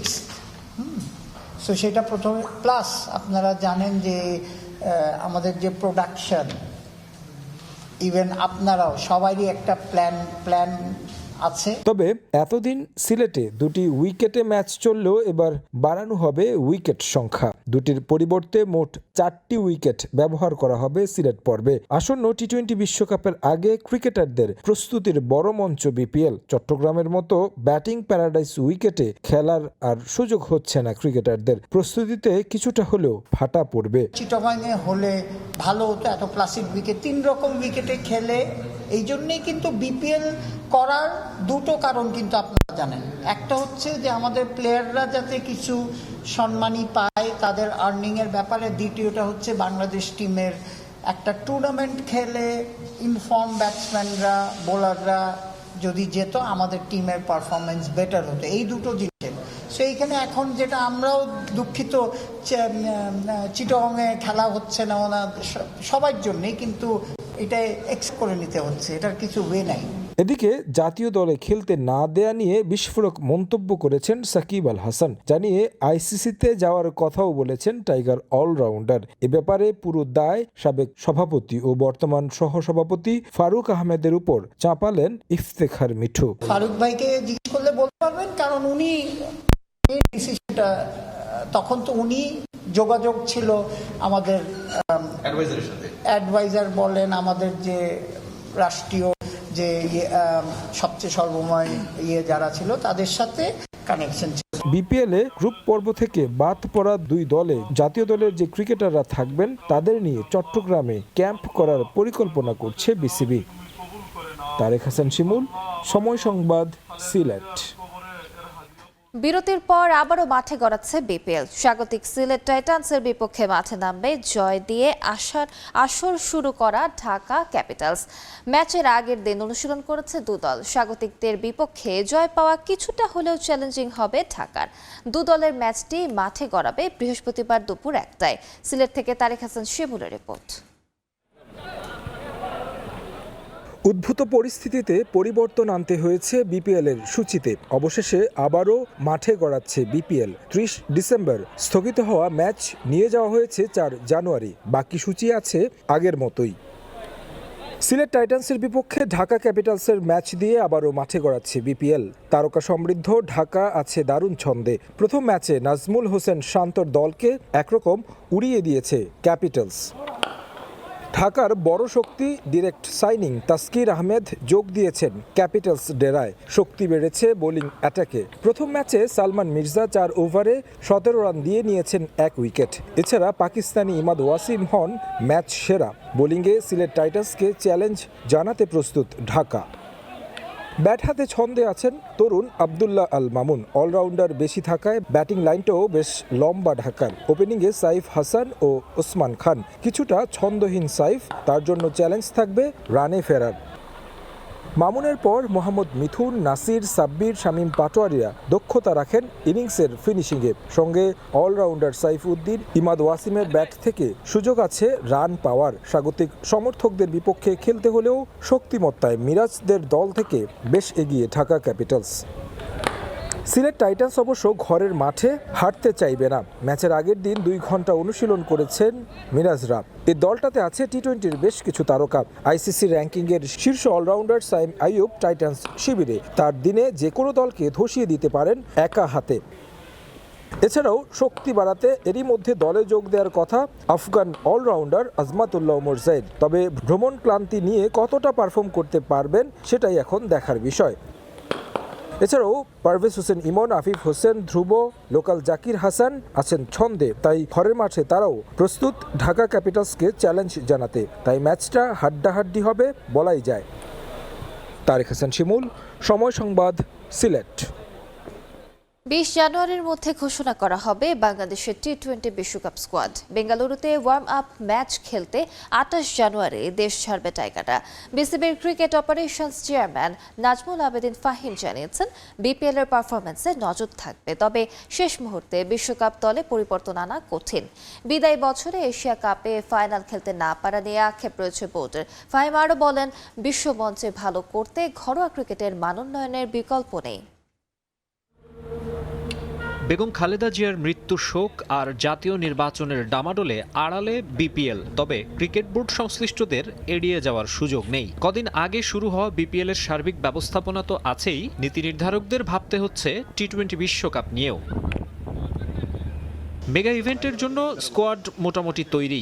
তবে এর বাইরেও বিপিএল এ কেউ চোখ ধাঁধানো পারফরমেন্স উপহার দিলে বিবেচনায় রাখতে হবে। যদিও শেষ মুহূর্তে খুব একটা পরিবর্তনের পক্ষে নয় বিসিবি। ওয়ার্ল্ড কাপ এত কাছে যে ইট ইজ ভেরি ডিফিকাল্ট এই কয়েকদিনের পারফরমেন্স হবে ভিত্তি করে কাউকে নেওয়াটা। বাট আমার মনে হয় তারপরেও চোখে থাকবে, কারণ আমাদের তো এমন একটা দল না যে দলে একেবারে সব দিকেই আমরা পরিপূর্ণ, তা তো না। কোথাও যদি আমরা দেখি যে না এই দলকে আরও বেশি ইমপ্রুভমেন্টের সুযোগ আছে, কোথাও সিলেক্টরে ডেফিনেটলি এটা চোখে থাকবেই। কিছু কিছু জায়গায় যেমন মিডল অর্ডারে নিয়ে আমাদের কিছুটা অস্বস্তি আছে। যে ধরনের ব্যাটিং করা দরকার সেখানে যথেষ্ট সংখ্যক খেলোয়াড় আমাদের নেই। আরও একটা ট্রফি শূন্য বছর পার হয়ে গেল। আসন্ন টি-20 বিশ্বকাপেও চ্যাম্পিয়ন হওয়ার স্বপ্ন বাস্তবসম্মত নয়। ঝুলে আছে 2027 ওয়ানডে বিশ্বকাপে সরাসরি খেলাও। এই শিরোপা খরা ব্যথিত করে বোর্ডকে। আরও ভালো খেলতে পারার মতো একটা দল, এবং আমরা দেখছি এশিয়া কাপের কথা যদি বলি, এশিয়া কাপে আমরা খুব ভালো খেলতে খেলতে হঠাৎ করে কিন্তু আমরা এশিয়া কাপ থেকে বাদ পড়ে গেলাম। আমাদের সুযোগ ছিল ফাইনাল খেলা। ওই আক্ষেপটা আছে। 50 ওভার্স গেমে আমরা একেবারে পূর্ণ শক্তি দল নিয়ে সবসময় খেলতে চাইবো। মিনিমাম 8th পজিশন করতে হবে আমরা যদি কোয়ালিফাই করতে চাই। এই বিশ্বকাপ শেষ হয়ে গেলে আমাদের ফোকাসটা পুরোপুরি চলে যাবে ওইদিকে। অলরেডি আমরা এটা নিয়ে চিন্তাভাবনা আলাপ আলোচনা করেছি, বাট ফোকাসটা ওখানে চলে যাবে। এটা এইদিকে চোখ রেখে কিন্তু মুস্তাফিজকে আমরা পুরো আইপিএলে কিন্তু ছাড়িনি। আমাদের দল বাইরে গিয়ে খেলবে, খেলে আরও নিজেদের ডেভেলপ করবে, ওটার উপর যে নির্ভরশীল হয়ে যায়, তা আমার মনে হয় এটা কাজের কাজ হবে। আমাদের ডোমেস্টিক ক্রিকেটকে আরও কম্পিটিটিভ করতে হবে। আমাদের ডোমেস্টিক ক্রিকেট আন্তর্জাতিক মানের প্লেয়ার তৈরি করে না, সমস্যা হচ্ছে এটা। আমাদের আন্তর্জাতিক মানের প্লেয়ার তৈরি হয় কিন্তু জাতীয় দলে এসে।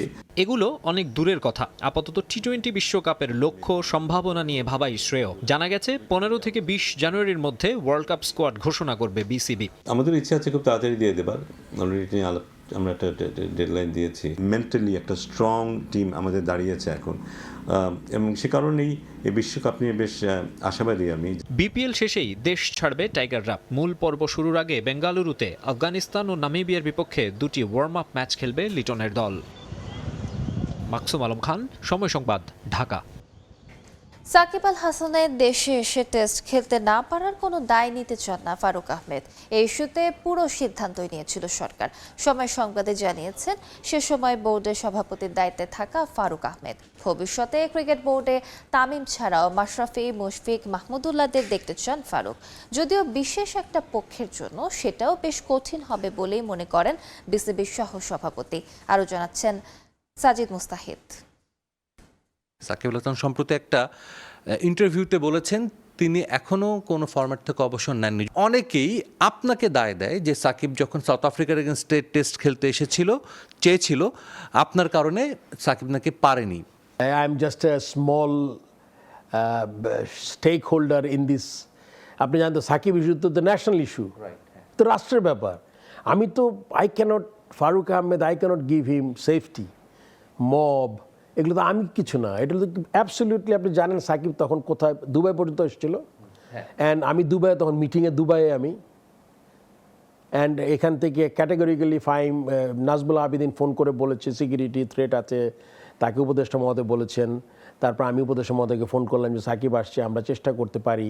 আমি ওখান থেকে সেই প্ল্যানটা কী হবে সাকিব আসলে, সব গেটগুলো, প্রশিকার মোড়, 10 নম্বর সব কিছু বন্ধ হয়। আমি হ্যাঁ, ওইবার কোনো লোক দরকার নাই, আমরা যদি খেলা কেন তখন তো গভর্নমেন্ট অ্যাগ্রি করেছিল আসবে, লাস্ট মোমেন্টে সে আবার ক্যান্সেল করেছে। আমি তো আপনাকে সিকিউরিটি দিতে পারবো না, এটা তো গভর্নমেন্ট দিবে সিকিউরিটি। সাকিব দেশে আসবে, সিকিউরিটি ব্যবস্থা আপনি করতে পারেন যে অনেক ফোর্স দিয়ে, কিন্তু সাকিব দেশ থেকে বেরোতে পারবে কি পারবে না তো আমার কল না। সেটা আমি সাকিবের ভক্তদের বলতে চাই যে এটা আপনারা যেটা চিন্তা করেছেন এটা আপনার আসলে চিন্তা করা উচিত না। সাকিব যেই কাজ করেছে এটা ভালো মন্দ হয়তো বা দুই ভাগ হইতে পারে, যে ওনার খেলার অবস্থায় ইলেকশন করেছে, রাজনীতি করেছে, ঠিক ছিল কি ভুল ছিল, and say was not with the স্টুডেন্টদের যে আমাদের এতগুলো প্রাণহানি হয়েছে, তার হয়তো বা he did not act properly, বা তার একটা স্টেটমেন্ট যে জন্য সেটা একটা সাই, একটা মানুষের তো ভালো খারাপ দিক থাকে। সো ক্রিকেটে সে আমাদের দেশের জন্য আজকে বাংলাদেশ ক্রিকেটে একটা জায়গা পৌঁছেছে, পুরো দুনিয়া আমাদের জানে, সাকিবের দেশ হিসাবে অনেকে মনে করে যে ক্রিকেটিং নেশন হিসাবে পরিচিতি। সো এটার জন্য আমি হয়তো চিন্তা করেছিলাম যে একটা ম্যাচ খেলে শেষ করলে ভালোই হতো। এটা আমার ব্যক্তিগত অভিমত। I don't want to offend anyone, but এটা আমার ব্যক্তিগত, আমি ফর্মার ক্যাপ্টেন প্লেয়ার হিসেবে আমি মনে করি। সো সাকিবকে আসলে আর ওই কলটাও আমার ছিল না। আপনি কি এখন ওই সুযোগটা দেখেন সাকিবের, সে যে বলেছে দেশে এসে? আমি আসলে খুব বেশি দেখি না, আমি খুব কম দেখি, বিকজ আপনি মনে করেন Shakib is not getting younger day by day, is getting old. আপনার ফিটনেস লেভেলটা কতদিন ধরে রাখতে পারবে, সিচুয়েশন কখন হবে। সো আই হ্যাভ ডাউটস সাকিবের ব্যাপারে। মাশরাফি বিন মুর্তজা বর্তমান ক্রিকেটের প্রেক্ষাপটে তাকে নিয়ে কোনো আলোচনা হয় না, কিন্তু আমরা জানি তিনি খুব প্রাসঙ্গিক ছিলেন বছরখানেক বা 1.5 বছর আগেও বাংলাদেশের ক্রিকেটে তিনি মাঠেও খেলেছেন। অনেকেই বলতেন বা ধরা হতো যে মাশরাফি বিন মুর্তজা হয়তো বা বিসিবিতে আসলে ক্রিকেটকে অনেক কিছু দিতে পারবেন, ক্রিকেট বোর্ড প্রেসিডেন্ট হোক বা ডিরেক্টর হোক, তিনি যেটা কখনো নিজে থেকে বলেননি। মাশরাফি কি ইন ফিউচার আপনি বিসিবিতে দেখেন? আমি শুধু মাশরাফিকে না, আমি দেখি মুশফিককে, আমি দেখি মাহমুদুল্লাহকে, আমি দেখি মানে যারা খেলেছে, তামিম, হয়তো বা তামিম অন্য রোলে আসবে। সো আমি যারা ভাস্ট বাংলাদেশের জন্য করেছে এবং ওই নলেজ আছে যাদের, তারা সবাই মিলে বাংলাদেশকে এগিয়ে নিয়ে যাওয়া দরকার আমার মনে হয়। এখন শুধু মাশরাফি না, মাহমুদুল্লাহকে যদি আমি দেখি খুব শীঘ্রই একটা মানে যে কোনো একটা জায়গায় সিলেকশন কমিটি, কোচিং, সব জায়গায় সে আসতে পারে। মানে yes such a vast knowledge. I am very much interested and আমার প্রেসিডেন্টকে আমাকে কনভিন্স করতে হবে। অ্যান্ড আমার মনে প্রেসিডেন্ট একটাতে বলেছে, সেও বলেছে একটা ইন্টারভিউতে যে সে দেখতে চায় এদের এই বিভিন্ন ক্যাপাসিটিতে। ইভেন শাহরিয়ার নাফি যে কাজ করছে অপারেশনসে, he can also be a good help in যদি ওই লাইনে আসে, কোচিংয়ে যদি আসতে পারে। সো যারা নলেজেবল, যারা মনে করেন বাংলাদেশ ক্রিকেট অনেকদিন খেলেছে, তাদের সার্ভিস দিয়ে তো দেশটা এগিয়ে যাবে আমার মনে হয়। কিন্তু ভয়টা হলো কি আপনার এদের থেকে অনেক শক্তিশালী যারা বাইরে আছেন, তারা অনেক শক্তিশালী। তারা আপনি খুব বেশি মানে এটা কতটুকু আপনি করতে পারবেন আমি জানি না। সাজিদ মুস্তাহিদ, সময় সংবাদ, ঢাকা। রশিদ খানকে অধিনায়ক করে টি-20 বিশ্বকাপের জন্য প্রাথমিক দল ঘোষণা করেছে আফগানিস্তান। চোট থেকে সুস্থ হয়ে ফিরেছেন গুলবাদিন নাইব ও নাভিনুল হক। এছাড়াও রাখা হয়েছে ফজল হক ফারুকীকে। নিউজিল্যান্ড ম্যাচ দিয়ে বিশ্বকাপ শুরু হবে আফগানিস্তানের। ভারসাম্যপূর্ণ দল নিয়ে আশাবাদী দেশটির ক্রিকেট বোর্ড। 2024 বিশ্বকাপের সাফল্যকে ছাড়িয়ে যাবে রশিদ খানের দল, আশা প্রধান নির্বাচক আহমদ শাহ সুলেমান খিলের। 2024 টি-20 বিশ্বকাপটা স্বপ্নের মতো কেটেছিল আফগানিস্তানের। ইতিহাস গড়ে প্রথমবারের মতো সেমিফাইনাল খেলেছিল রশিদ খানের দল। আরও একটা বিশ্বকাপ সামনে রেখে তাই তার উপরই আস্থা রেখেছে দেশটির ক্রিকেট বোর্ড। আগামী বছর ভারত ও শ্রীলঙ্কায় অনুষ্ঠেয় টি-20 বিশ্বকাপের জন্য ঘোষণা করা 15 সদস্যের দলে ফিরেছেন অভিজ্ঞ অলরাউন্ডার গুলবাদিন নাইব ও পেসার নাভিনুল হক। কাঁধের চোটের কারণে দীর্ঘদিন দলের বাইরে ছিলেন নাভিনুল হক। সবশেষ 2024 সালের ডিসেম্বরে টি-20 আন্তর্জাতিক ম্যাচ খেলেছিলেন তিনি। এরপর আর কোনো ম্যাচে দেখা যায়নি তাকে। দীর্ঘদিন ইনজুরিতে থাকার পর অবশেষে ফিট হয়ে বিশ্বকাপের দলে ফিরেছেন নবীন। গুলবাদিন নাইবের সঙ্গে দলে ফিরেছেন তরুণ উইকেট কিপার মোহাম্মদ ইশাক। 20 বছর বয়সী ইশাক চলতি বছর অক্টোবর-নভেম্বরে জিম্বাবুয়ে সফরে টি-20 দলে ছিলেন না। পরে কাতারের বিপক্ষে একমাত্র টি-20 ম্যাচের সুযোগ পেয়েছিলেন। মুজিবুর রহমান ফেরায় 15 জনের দলে জায়গা হয়নি রহস্যময় স্পিনার আল্লামা গাজানফারের। বাংলাদেশের বিপক্ষে সবশেষ সিরিজে ছিলেন না ফজল হক ফারুকী, তবে বিশ্বকাপের দলে তাকে ফিরিয়েছেন নির্বাচকরা। গুলবাদিন নাইব, নাভিনুল হকরা ফেরায় দল ভারসাম্যপূর্ণ হয়েছে বলে জানান প্রধান নির্বাচক আহমদ শাহ সুলেমান খিল। গুলবাদিন নাইব বড় ম্যাচের প্লেয়ার, তার ফেরায় দল উজ্জীবিত হয়েছে। আমরা খুব খুশি যে আমাদের মাঝে আবারও নাভিনুল হক ফিরেছে। সে ফেরায় পেস ইউনিট আগের চেয়ে শক্তিশালী হয়েছে। এই দল নিয়ে আশাবাদী আমি। আশা করছি গত আসরের তুলনায় এবারের টি-20 বিশ্বকাপ আমাদের আরও স্মরণীয় হয়ে থাকবে।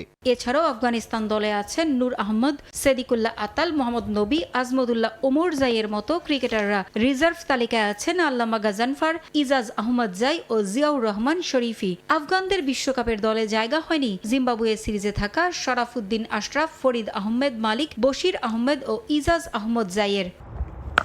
2026 টি-20 বিশ্বকাপে গ্রুপ ডি-তে খেলবে আফগানিস্তান। একই গ্রুপে রয়েছে নিউজিল্যান্ড, সাউথ আফ্রিকা, সংযুক্ত আরব আমিরাত ও কানাডা। আগামী 8 ফেব্রুয়ারি চেন্নাইয়ে নিউজিল্যান্ডের বিপক্ষে ম্যাচ দিয়ে বিশ্বকাপ অভিযান শুরু করবে আফগানরা। পরের ম্যাচে 11 ফেব্রুয়ারি আহমেদাবাদে তাদের প্রতিপক্ষ সাউথ আফ্রিকা।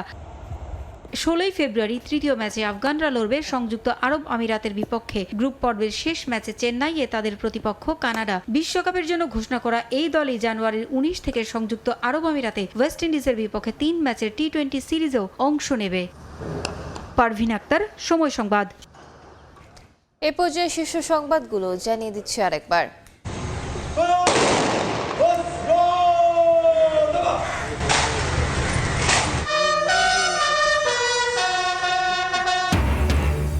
রাষ্ট্রীয় মর্যাদায় চিরনিদ্রায় শায়িত আপসহীন দেশনেত্রী বেগম খালেদা জিয়া।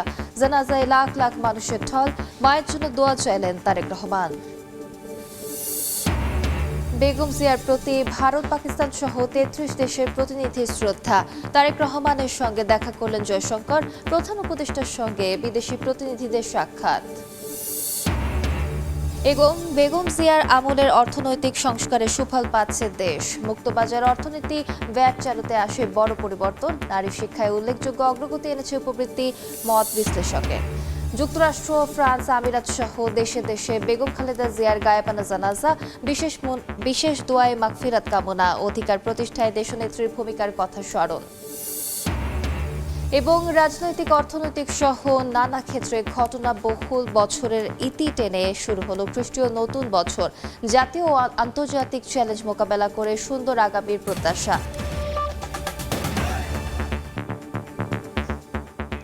এ ছিল ভোরের সময়। সকালের সময় সঙ্গে থাকবেন মিসবাউল আলিফ। ধন্যবাদ আলিশা। সকালের সময় নিয়ে আসছি কিছুক্ষণ পর, সঙ্গেই থাকুন।